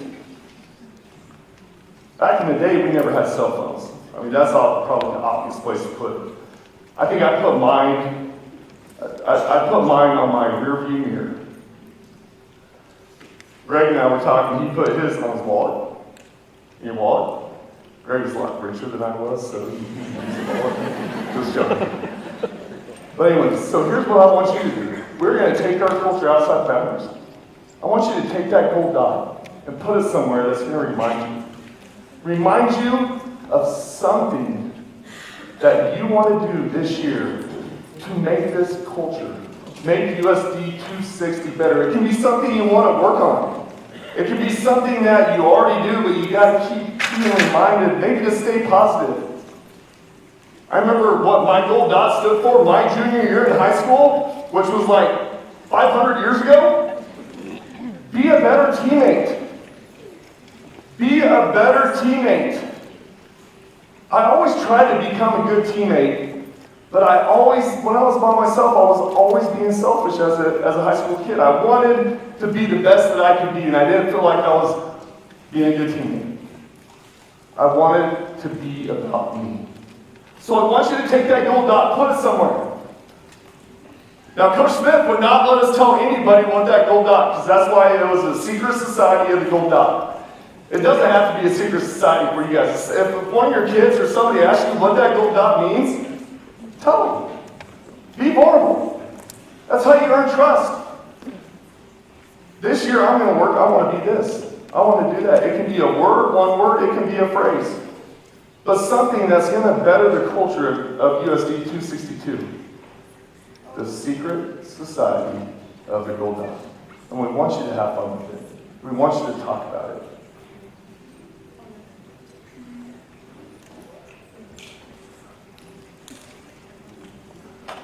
That gold dot could work at Circle High too, couldn't it? Okay, we're gonna change gears here. We're going to start talking about the 1 degree compass. This is a culture program that we came up with, that we implemented with Derby football, and we're going to move through how it originated and how you can implement it here as well. As I mentioned earlier, Coach Clark asked me to be a culture coach in 2015. And that summer, Brandon took the Derby football team down to Tulsa to a pad camp. We had an unfortunate incident down in Tulsa. We ended up scrimmaging a team in Tulsa that didn't like Derby very well. And they basically, on the field, incited, I won't call it a riot, but it was an all-out brawl, where we're pulling kids off each other, and it was not a good situation. Brandon used that as a teaching moment for the Derby kids, gave them an early curfew for that evening, and as luck would have it, living in the same dorm as Derby was this other football team. And at about 11 o'clock that evening, this other team sneaks down the back stairwell, a bunch of guys. I mean, we're 40 guys, covered about 40. They sneak down the back stairwell and they start knocking on doors down the hallway of all the Derby football players. And in my estimation, the nicest kid on the team opens his door to see what's going on. And that's all they needed. They bull rushed the door open. They got him on the ground, on the floor, kicked his jaw in 2 places. It was a bad, bad thing. Beat his roommate up. There were police called in. Attorneys were being called. It was not good. The next morning, I was staying in a hotel. Next morning, I showed up, and we're packing up, loading the buses, and I'm talking to the parents, asking what's going on. They tell me about it. And so I grabbed Coach, and we're wondering why we have been asked to leave camp, along with the other team, when we didn't start anything. Now, realize, as a culture coach for Derby football, this is my first outing. Yeah. Oh, I'm surprised he didn't fire me that day. But I told Brandon before we left back for Derby, I said, I owe you something, Coach. He had a good culture, but we could do something better. So later that summer, we went on a fishing trip together, and we had a lot of windshield time. And by the time we got back from that fishing trip, we had talked through a new culture program. You see, for the last 10 years or so, we have a senior faith and leadership retreat out at the ranch. And we have breakout sessions. I always talk to the players about having some type of a life compass. Not just a moral compass, but a life compass. Something that helps you decision things in life. Otherwise, you wander. You wander around. And I told Coach coming back on this fishing trip, I'm picturing a compass. I'm picturing a patch. It's a patch that represents what we do, represents what we don't do. We play behind the patch. And the more we talked about it, the more we talked about how a compass gives direction. We can't get off path very far, so that's where the 1 degree comes in. So think about this. We all have aspirations. We all have goals in life. Things we want to do, things we want to accomplish. That's our destination. Now the question is, do you have the discipline to stay on path to get there? Because there is a path to get there. And we challenge everyone to not veer off direction more than 1 degree. If you pilot a plane, the old pilot thing is, for every 1 degree you're off, I mean, if you fly 60 miles, you miss your target by a mile. Well, our lives are a lot longer than 60 miles. Think about living your life off 1 degree, how far off you are. So it's all about tweaking. You get off path, we all get off path. We all lose direction, but you got to realize that the sooner the better. Tweak yourself, get back on course. So the 1 degree compass. Destination, discipline. And it's founded on 4 elements. And those 4 elements are easy to remember. It's an acronym, ACEs. Accountability, character, energy, service. I know you're all thinking, Kevin, this is easy. All right. Easy to say, right? Brandon said earlier, culture's about action. This is tough. This is hard. It's not easy. We're going to walk you through each one of these elements. Accountability. Who's the hardest person in the room to hold accountable? Yourself. And why is that? Sometimes we just don't want to put ourselves really out there. Well, I don't want to lead because I don't want to hold myself accountable. But holding yourself accountable, taking responsibility, is so important to make that a habit in life. Earlier the better. So that when you get to my age, holding yourself accountable is just a habit. It's just a habit I have. I can't help but do it. Okay, let's give you an example of accountability. I told you a few ranch stories are going to surface. Here's one. I'm going to share with you something that since you're in education, maybe all of you know this, but for those who don't, you're going to leave thinking, man, I'm glad Kevin shared that with me. We're going to talk about draft horses.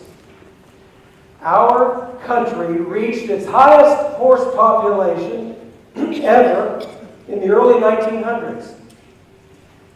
Reason, of course, for that is we didn't have a lot of faith in the internal combustion engine. We were using draft horses for power. Agriculture, timber products, coal, everything. If it needed pulled, we used horses. And we had a horse population of over 25 million at that time. Today it's about 7 or 8. But these draft horses were being imported like no other. They're big animals. They weigh 2,000 pounds. For those of you who are still confused about a draft horse, you watch the Super Bowl and the Budweiser commercials? Clydesdale, that's a draft horse. Draft horse weighs 2,000 pounds. Individually, they can pull 8,000 pounds. 2,000-pound animal pulling 8,000 pounds. But if you properly train and synchronize 2 draft horses together, they can now pull 32,000 pounds. Who in here teaches math? My gosh, I didn't learn that in 3rd grade. Mrs. Hunt failed me there. 8,000 pounds, 1 animal. 2 animals, 32,000 pounds. Here's the purpose of my story. How good a teammate are you? Do you hold yourself accountable to be a great teammate? We had part of a football season a few years ago where the theme was ×4. Because we talked about this very thing. Draft horses, being a great teammate. Don't be a loner. This is the team game. Harness yourself up with another buddy and increase your production by 4. Being a great teammate, that's an accountability skill that we should all have. Let's talk about gate cut. Now, Brandon and I don't always talk about gate cut, but it's timely.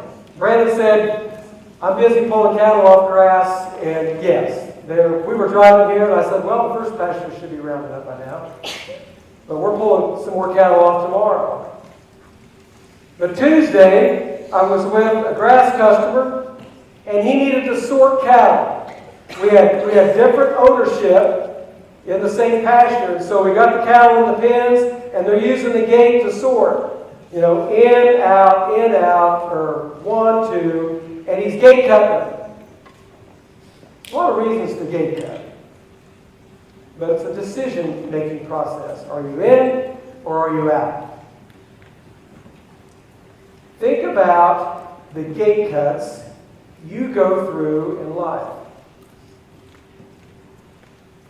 I think about when I asked my wife if she'd marry me. Now that's one heck of a gate cut.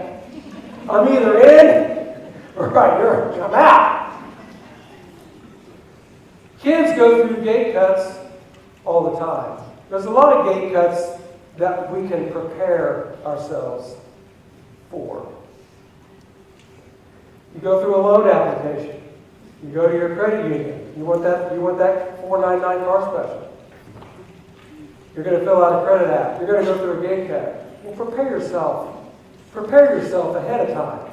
From a lending standpoint, from a borrower standpoint, how good your finances are going to look. You got things in order? Gate cut is about preparation. Preparation is about accountability, holding yourself accountable to prepare. If you're on the football team, holding yourself accountable to prepare in separation and in practice. That's gate cut. When I think about accountability, I think about going to a graduation. It was probably 5 years ago. And our principal, think about a Derb graduation. I mean, there's a lot of people. Coke Arena's full. And he turns to all the parents, all the people at the graduation, not the kids, and lectures them. And what he says, I want to tell you a story before I tell you what he says. I want to tell you a little football analogy, and this is true. This is a state semifinal game. This is before we play, get to the finals. Big game, big rival, state semifinals, haven't been to the finals yet, want to get there, doing everything I can to get there. You guys know the story. And we get the ball to the 2-yard line. And there's 15 seconds left. And we have 2 plays, call my final timeout. 2 plays to move the ball 2 yards. And I get to go to my first state championship game as a player, as a coach. We have to get these 2 yards. Okay? First play, I call, I say, guys, we're going to score this. We don't have a timeout left. I don't have time to signal on the play. So if we don't score, but we will score, here's the second play. First play, boom, get to the 2-inch line now. We are 2 inches away to going to the state championship game. 2 inches. I can taste it. Clock's running. Don't have a timeout. They know the second play. They get lined up. Boom, run it. It's getting ready to go in. All of a sudden, this hole opens up. Kid comes through on defense, stops us. Clock expires. We lose. We go home. I was so pissed. I knew exactly what happened. I was the O-line coach. And I knew what guy got through, and I knew who should have been there. Our left guard. I knew it. I go home very upset. I turn on the film. I wanted to verify that exact thing, knowing it's not my fault, it's the kid's fault. Yep, boom. Kid steps left, should have stepped right, big gap, boom. Derby's not going to the state championship game. Gotta live another year. I was very upset. Probably didn't get to bed till like 5 o'clock in the morning. But I woke up the next day and I started thinking about the kid that made the mistake. Good great kid. But he made the mistake. Then I started thinking about how could I have taught him better to not make that mistake. Now let me tell you about this kid. Like I said, he was a great kid, loved him to death. But he would screw up so many times in practice, and I was that guy to practice. Let's keep going, let's keep going. Let's not teach. Let's keep going. So I would stand behind him, being the on-line coach. Play, signal in, boom, they run it. We want to, do a play about every 20 seconds. Step right, step left, double team, backside, backward. I'm telling him every time what to do in practice. And he knows it most of the time. But so he doesn't screw up and we have to stop practice, I'm there to verify what he has to do. And I'm telling him, and that goes all year long. So we can have a very smooth practice. And I started thinking, our left guard did not have me behind him on that second play. He didn't have me saying, step right, don't step left. Step right, we make it to the state championship. So ultimately, it was my fault. I created that. He relied on my voice to make decisions. And this goes back to what I heard our principal lecture the whole crowd. He said, I'm sick and tired of this. He goes, quit preparing the path for your children. Instead, prepare your children for the path. And we do that as teachers all the time. We do that as leaders of adults all the time. We don't want them to screw up. So we just tell them exactly what to do. Lean on me. I'm going to help you. I'm going to tell you what to do. We do that with the kids. Oh, you don't get it. Here's boom. We do that all the time. But we've got to create adversity.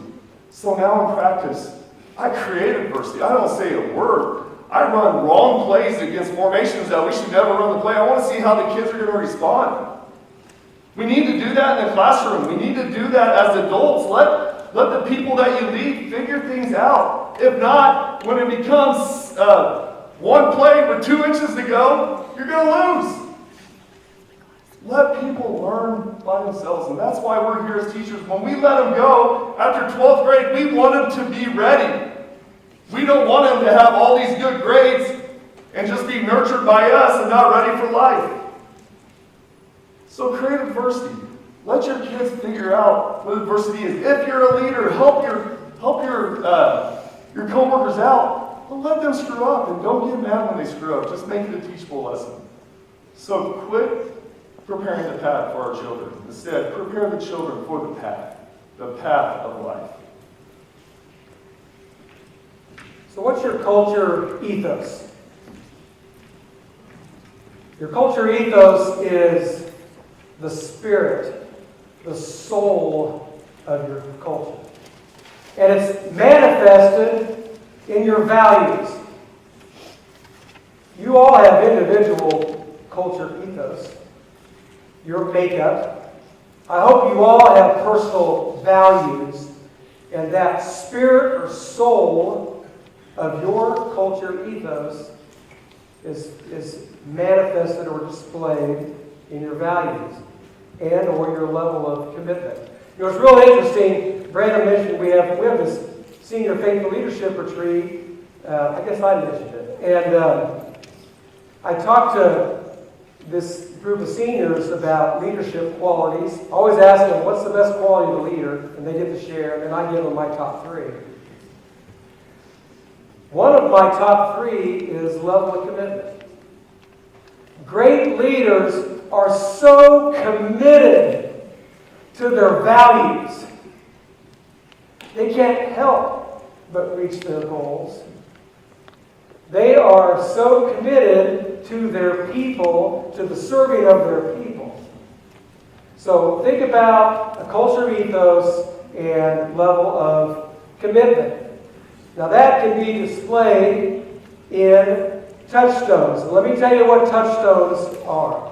Back in ancient times, they used to use a special stone that they would scratch gold or silver on, and it would help determine whether the gold or silver was real. And they called that a touchstone. So a touchstone became known as a standard or a criteria.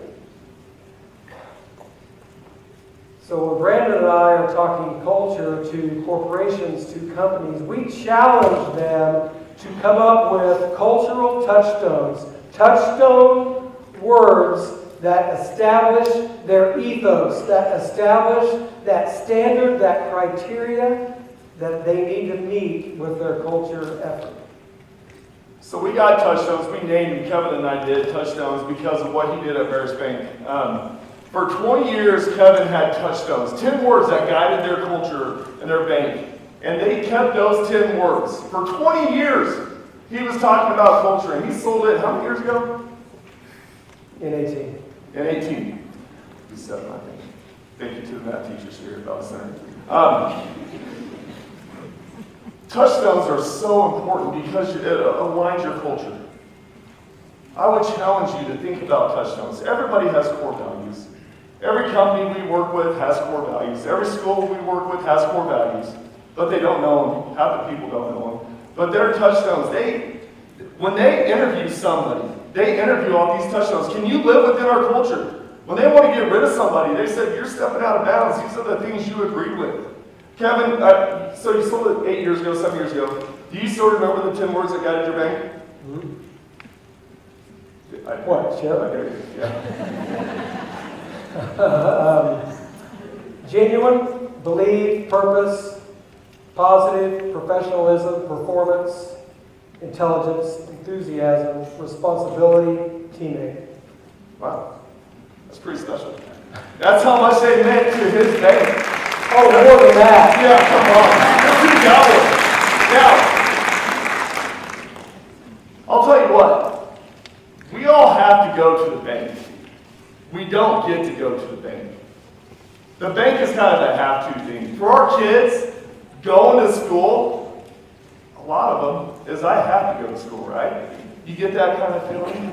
Yeah, so do I sometimes. But let's make it a get-to place. Just like the bank that Kevin ran, it was so much fun. You knew you were going to learn something there. They always had something that they challenged you with, and I don't know. But it was a very welcoming bank because they lived out those 10 touchdowns. At Derby High School, so let's make that our schools, where kids get to go instead of have to go. With our football team, we don't have the same touchdowns. I don't set our touchdowns. I always tell our seniors, I want you to be our leaders. I tell our guys, I just want to be the guy that fills in the cracks, that helps them guide them to where they want to go. But this is about 2 years ago. These are the touchdowns that our whole team agreed on. And think about a bunch of 14 to 18-year-olds coming up with all these words. Energy, discipline, responsible, teammate, positive, tenacity, coachable, purpose, believe, genuine. They came up with those touchdowns, and I'll tell you what, they created our culture. They created the boundaries that we have to kind of live in with our culture. To be those, to stand up to those. And when they got out of line because they came up with those, I could talk to them about it. Like, hey, you came up with these words, the whole team did. You voted 100%. That's how powerful touchdowns can be. Now, when I think of accountability, we're about to get done with this. One thing I tell the team every time before we take the field, every time before we get on the bus, we do a walkthrough, and I tell them, the ball is our program. The ball. Tonight, the ball's our program. If we can control the ball, we don't turn over the ball, we don't fumble, we don't throw an interception, if we can create turnovers on defense, we're going to set ourselves up for a win. We're a good enough team, our culture's strong enough, if we can control the ball, we're going to put ourselves in a good position to win. The ball's our program. So they go into the game. We cannot turn over the ball. We got to create turnovers. That is our sole thing. If we can do that, we'll get into the end zone. We'll stop from getting into the end zone. But I'll tell you what our ball truly is. Our ball in our program is our culture. Because all the kids buy into that one thing I say before every game. If we didn't have a strong culture, they would not buy into that. They're like, oh, it's just something coach says. But they believe it, and they live it out. I ask you, at Valley Center, what is your ball? What is your ball in the district? Is it policies, procedures, and practices? Or is it the culture that you have here at USD 262? Okay, we're working through ACEs. That's accountability. The others don't take as long as accountability. This is character. I define character as this. Character is always doing your best and always doing what's right. Now, I'm not talking about tough business decisions. I'm talking about knowing right from wrong. And we challenge our football players, our kids, to do that. Coach only asks you two things. Just do your best and do what's right. That's all he asks. So let's get into character. And there's a lot of things we can talk about character, but this one's kind of interesting. The difference between reacting and responding. Reacting is quick, is emotional. Responding is more refined, more thought out. Let me give you an example. Who has received an email that kind of felt like a bird under the saddle blanket, that just twisted you a bit, right? And you're ready to react with a reply? That's a reaction. And that reaction probably doesn't do anybody any good. Oh, maybe it makes you feel better for a few minutes. But then you start thinking, probably shouldn't have said that. Think about responding. A more mature reply is a response. Something that I'm going to give that a little bit of air, I'm going to let that breathe a while, and then I'm going to respond later. In football, there's reacting when it's needed, and then there's responding when it's needed. Football is a game of reaction. A lot of it is intuitive. I mean, if you're running back, got a little wiggle, you have to react to, no, the hole isn't there, it's here.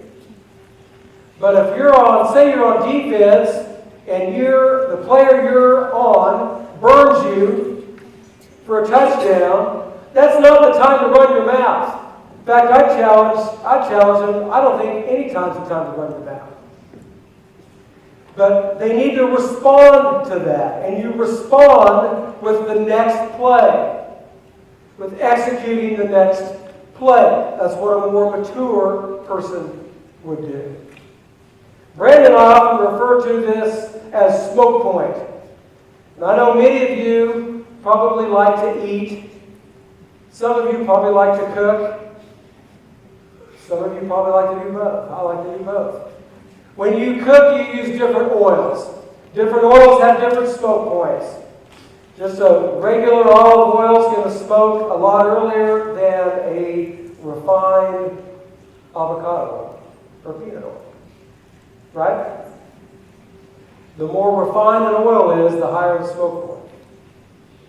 We've had games where I thought the kids were smoking way too early. We've had games when I thought, not Coach Clark, but his assistants were smoking way too early. The more refined a person becomes in life, the higher they press their smoke point. My smoke point is a lot higher than it was when I was 30. You could say, boy, Kevin, you're just pretty gay. You're just ready to get after it, aren't you? So think about your smoke point and how you handle people. A more refined individual handles people with a much higher smoke point. Challenge yourself to have that kind of character. Cast a shadow. A few years back, this is an actual story that I like to share. A few years back, I'm on the ranch. Again, straight east of here, about 20 miles. And it's in the fall. The cattle are gone. They're off grass. And so it's a good time to work on fence. It's a sunny day. The sun is setting. And I noticed my shadow being cast along the prairie grass. And of course, as the sun goes down, your shadow gets longer. At some point, I become aware of my shadow out of my left periphery, and then a second shadow behind my shadow. And I'm kind of looking around, saying, what else is casting a shadow around here? There's nothing around me. But as I move along the fence line, my shadow moves, and this second shadow moves with me. And it's giving me the old goosebumps thing. It's like, I'm not here alone. What's going on? And by the time I turn to the left, that second shadow is gone. So I'm asking myself all these questions. Who's casting the shadow?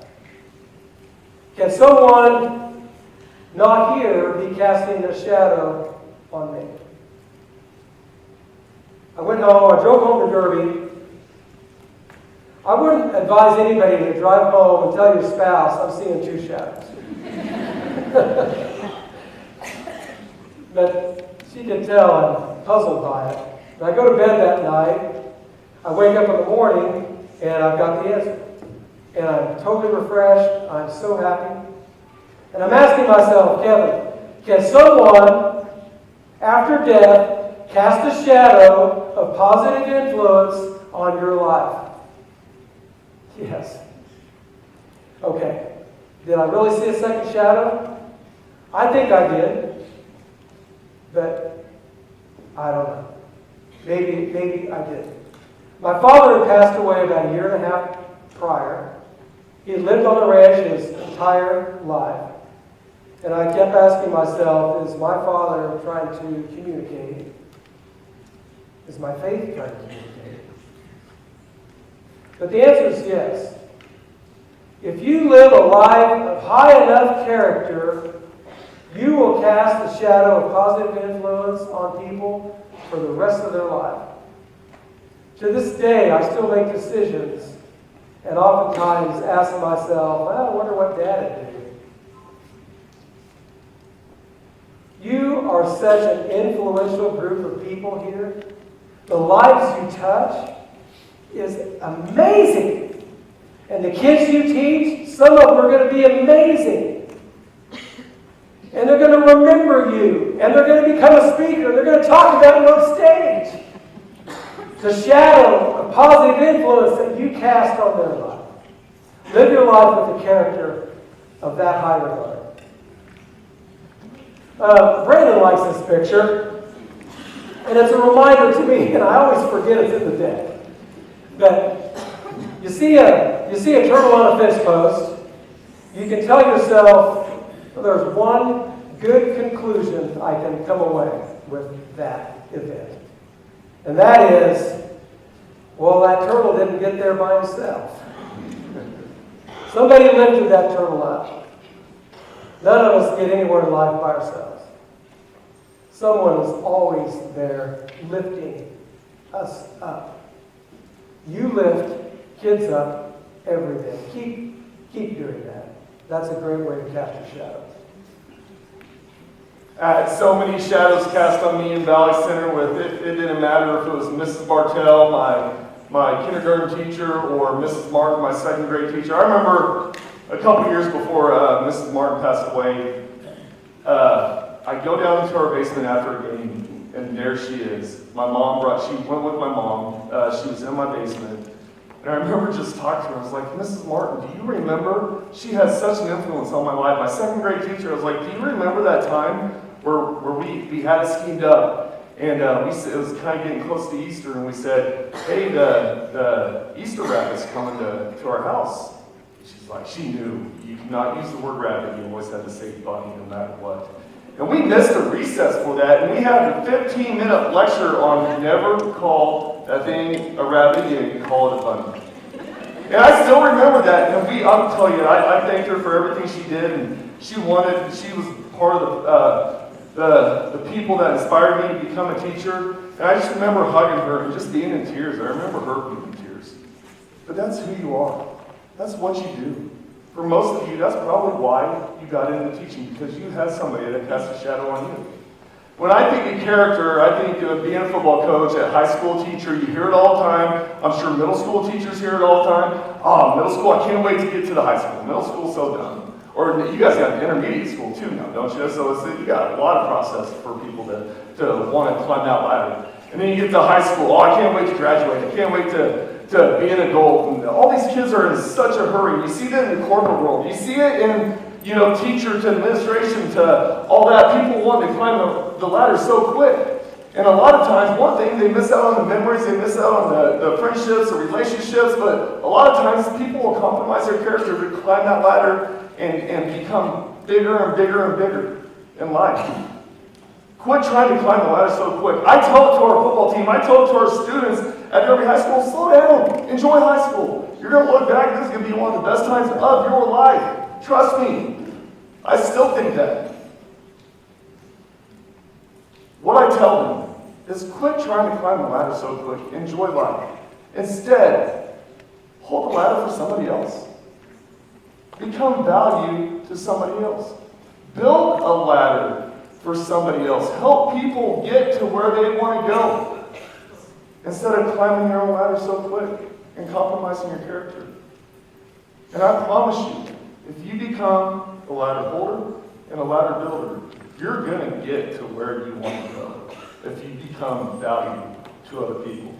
So that's what I think when I think of character. A little story I tell the kids. Energy, my favorite one. Okay? I was a lot of positive, negative energy before we won that first state title. Then I've been mainly positive. When we come to town later this year, you'll probably see a little negative. But I just do that for show. I gotta have kids be scared of me a little bit. But anyways, I am so into being positive energy, especially in the classroom, getting to know the kids. Okay, I ask you this, who played football?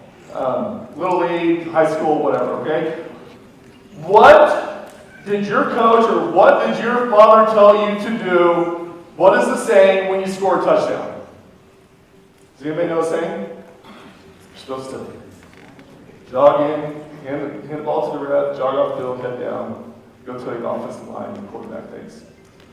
What's that saying? Yes, act like you've been there before. When I first started coaching, I was an act like you've been there before. You score a touchdown, you hand the ball to the ref, jog off to the sideline, act like you've been there before. That's what my dad told me, that's what Coach Smith told me, that's what everybody told me. Be humble. And that's what I did, and that's what I preached to the kids because that's what I knew. Act like you've been there before. I told our first team, the 1-8 team, that when we scored a touchdown, gosh dang it, we were going to act like we've been there before. You hand the ball to the ref and you jog off field. Well, we got 5 opportunities to practice that year. We didn't score too many touchdowns. But I was that coach until we won that state title. Then I became the total opposite. I was not an act like you've been there before. If we didn't have 11 guys in the end zone celebrating with each other, we were doing up-downs at practice on Monday. What I learned in that moment was celebrate the little things. What's our goal? Is to score. Defense, to stop the team. Have fun doing what you do. In the classroom, no matter what you do, if it's transportation, food services, celebrate the little things. Make life fun. Make work fun. Make the culture fun. Have some energy to this. I'll tell you what, especially to you young teachers, life is short. I feel like I just started teaching and coaching right now. I don't feel like I've been teaching for 23 years, coaching, head coaching for 20 years. Life has flown by. So you might as well add a little energy to it and celebrate the little things. We all have our goals in life. Our kids have their goals in life. But there's a lot of mini goals to get to those big goals. Celebrate them. Have fun. Make school fun. Make work fun. Make life fun because life is way too short not to. See the gold dot? I thought it was pretty genius, but put it there. My dream work. We have a faith and leadership retreat. And we take the kids. One thing we do, we grab a stone, put it at the base of a cross. Another thing we do is we have our seniors, as for our seniors leadership, we have our seniors pick out a word, kind of like a gold dot, that's going to guide them through the season. They get to walk around and think that word all day. Then at the end, they get to stand up and talk about the word that they picked. And I always finish it. And I always pick the word, too, that's going to guide me through the year. And I'll tell you what my word has been every time. The last 15 years, as long as we've been doing this. It's rookie. And this is what I tell our team. My first year as a head coach, we were not that good. But I'll tell you this. I was over-prepared. I had every practice script ready. I was over-prepared. I was super nervous. I was super excited. I laughed. I cried. I was all in. I want you to think about the first day you became a teacher or a para or a secretary, whatever. Think about those feelings that you had. How over-prepared were you for that first day of school? How nervous were you as a first-year teacher? How excited were you to finally have that job that you worked so hard to get? All those emotions, think about where you were then. I see it in education all the time. I've seen the best teachers, I've been around long enough, that were, middle-aged, and then they retired. And when they were younger, they were so much happier. Then the policies, the procedures, the practices came in, the change came in, and they just became bitter because that's all they thought about. I see it all the time in education. Teachers get burnt out because of policies, procedures, and practices. Think about having a rookie mindset. Think about that first day. Think about going into the classroom next week with that rookie mindset. I don't care if you're 55, 60, 40, whatever. Treat it like that first day and think about this. Think about the rookie mindset. If you can have a rookie mindset going into every year, every day, every time in the classroom, and the more experience you get, if you can combine the rookie mindset with your experience mindset, all the things that you have learned along the way, and it becomes powerful and it becomes fun. But remember why you got into teaching. Remember why you're doing what you do now. Don't ever forget that. And that's what I tell our team. I'm going to laugh, I'm going to cry, we are going to have a lot of fun, but I'm going to be over-prepared. I'm not going to be this old guy. This is what we do. We win, we lose, we lose. We're going to have some fun. So think about keeping that rookie mindset. Okay, we're working on ACEs, and this is the S. So this is the final section. My favorite section to talk about, I think it's extremely important, the idea or the element of serving others. I think it's just top shelf, extremely important. This group knows the calling to serve other people. If you're in education, you are certainly serving the needs of our children. So what you do, you're to be commended. I think about the windmill and how it relates to serving. And I want to tell a quick story, and this will date me, Coach. I graduated high school in 1980, and that summer between my senior year in high school, freshman year at K-State, was the hottest summer in Kansas in history at that time. We had 100-degree days, 17 consecutive 100-degree days, and no rain. The significance of that for the ranch was water supply for cattle. Cattle don't drink a lot of water, and most of the water supply in pastures are ponds, and they're shallow ponds. So we had ponds that were going dry. Fortunately, in a lot of our pastures, we had windmills. Unfortunately, a lot of the windmills had not been maintained because we simply didn't need them. So I got to not ride a horse so much that summer, but spend time climbing windmills and pulling pumps and keeping windmills running and firing windmills. Windmills are so cool. In our part of the country, well, probably about the same here, it's about 60 feet to water and a little Kansas breeze, and you got water being drawn out of the ground. I think that's fascinating. Here's the analogy I like to make with a windmill. Is a windmill stands there solitary, all by itself, all the time, and if it's properly maintained, it's always ready to serve. Always. All it needs is opportunity, and that's the Kansas breeze. So when you're driving across the prairie and you see a windmill, you can ask yourself, am I maintaining myself in fashion where I am ready to serve at any time, at a moment's notice? If you get a text right now and somebody needs help, are you ready to help? Are you ready to go serve? We didn't have a sales department at the bank. We served. In all my bank training, I was trained to recognize life-changing events. Someone gets married, someone in the family passes away, somebody moves. Those are life-changing events. And what's that mean? Oh, it means you can go sell the bank product. No. In my mind, that's an opportunity of providing a service and offering yourself to serve. If they need it, great. If they don't, that's okay. But think about the Kansas windmill in your daily life, and am I always ready to serve others?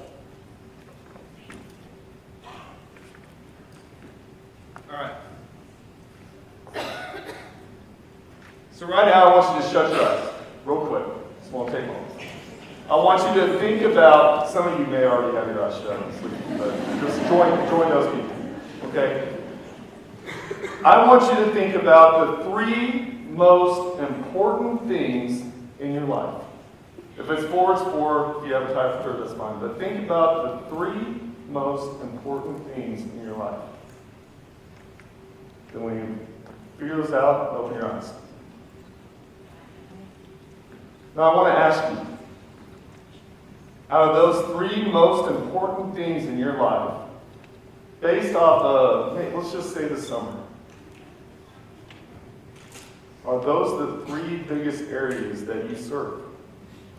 The 3 most important things in your life. If I think about it as family, so my wife.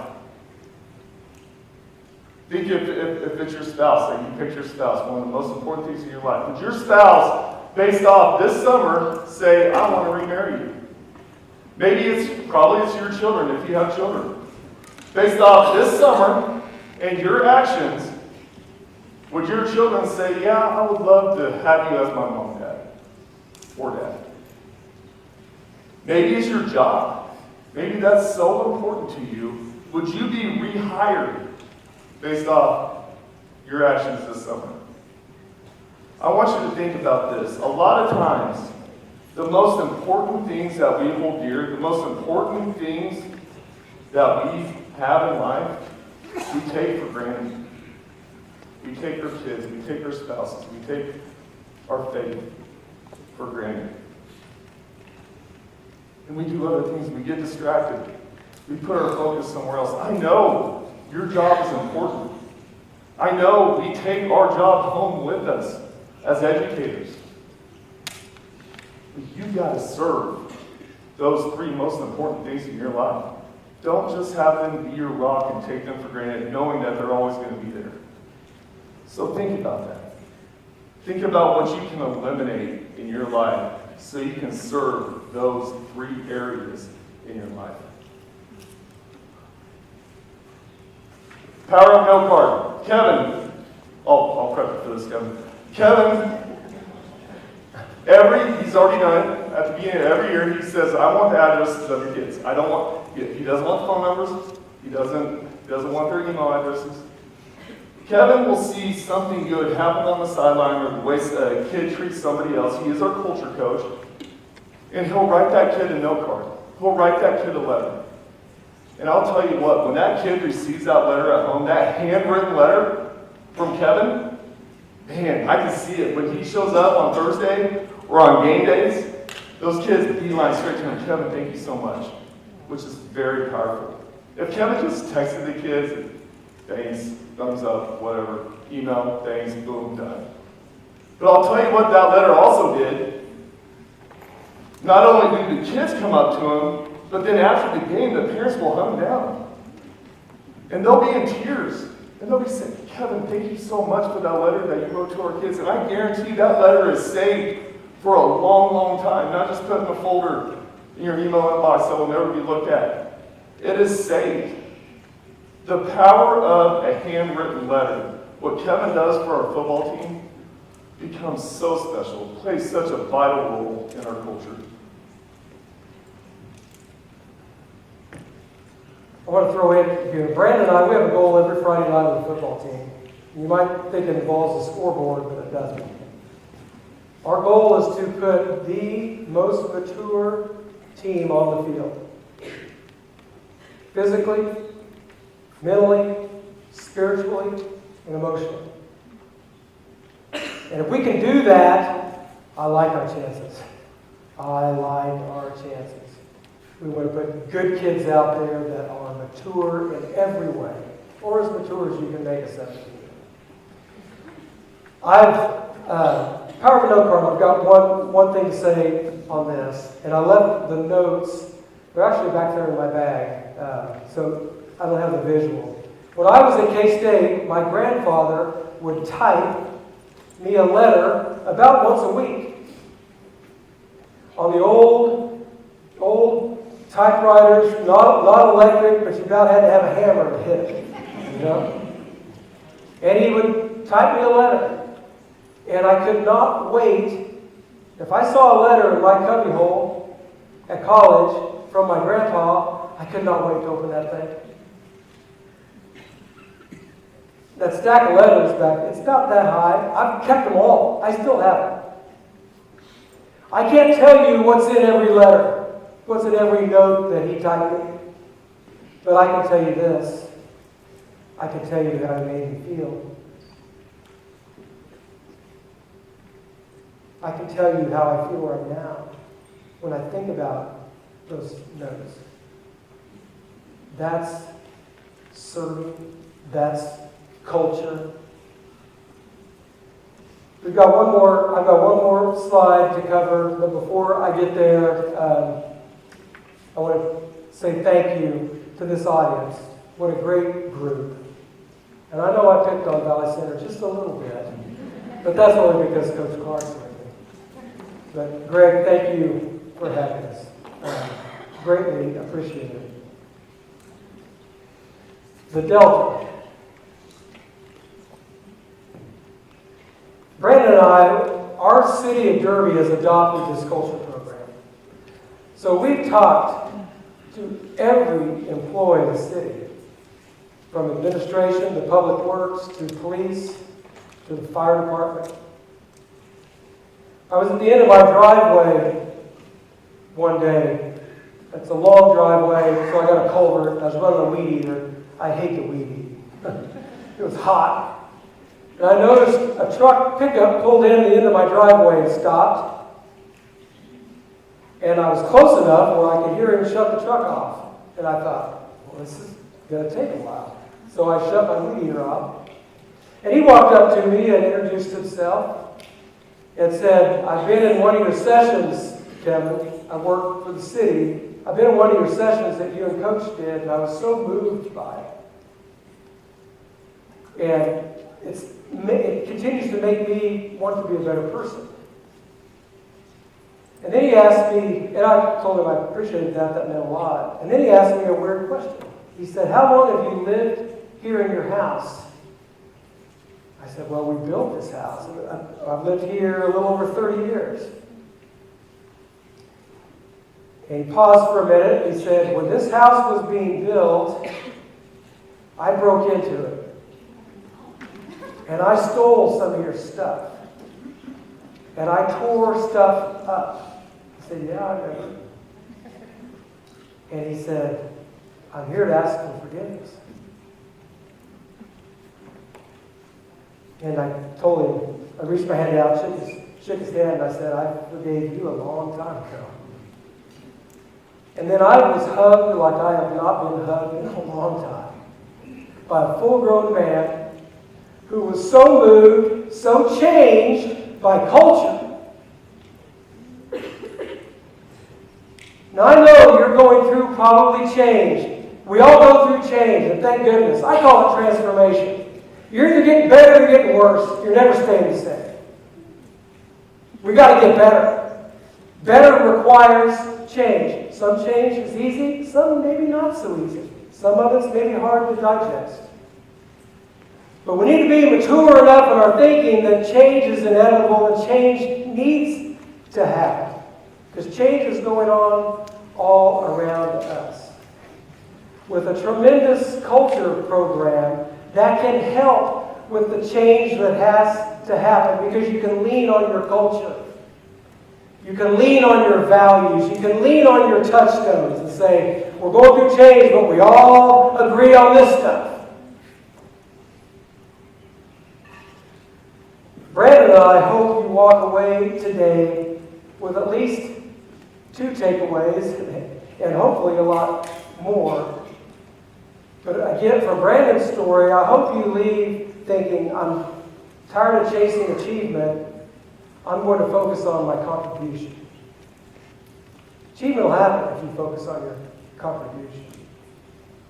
And I want you to leave realizing this, and we tell our football team this: you will never enjoy peak performance. You will never be at your best unless you are part of a dynamic, of a premier culture. If you can't establish a premier culture, you're never going to get to your peak. That's got to happen. That is foundational. If you can do that, you become a culture champion. Not champion this, champion this. You champion each other. You champion the idea of serving each other. If you do that as a team, you build an unbeatable team with an unbreakable culture. Greg, everybody, thank you very much.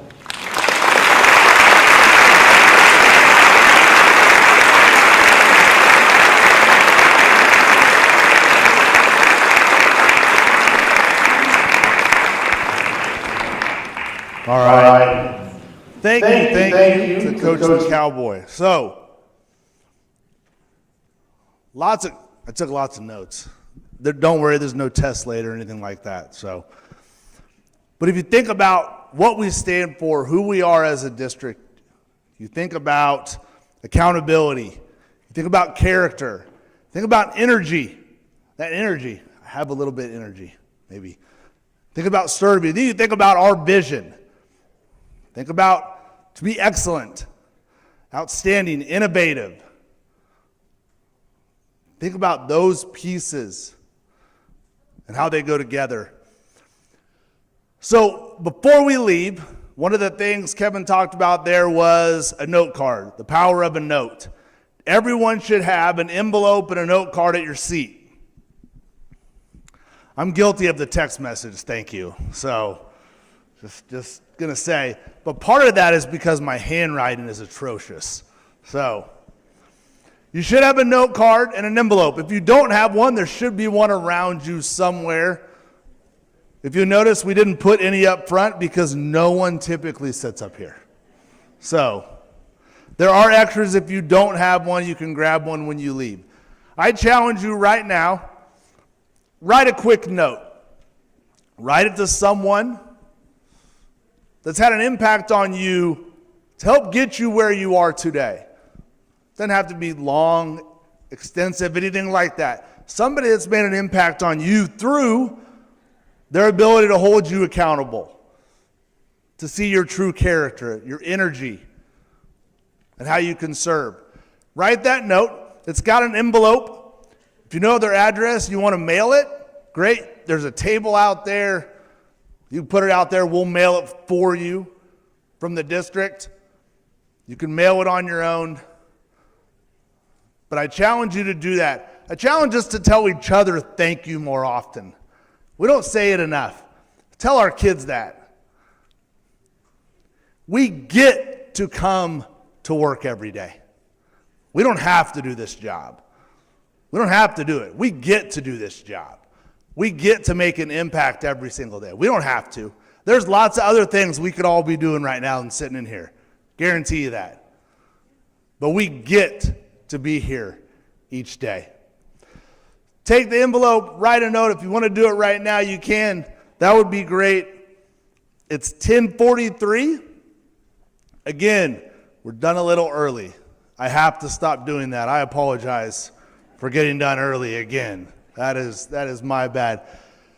Can we give it up for the coach and their Cowboy again one more time?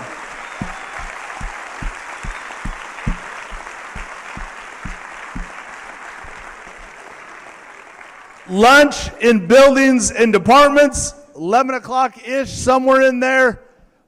Thanks for all you do. Let's have a great year.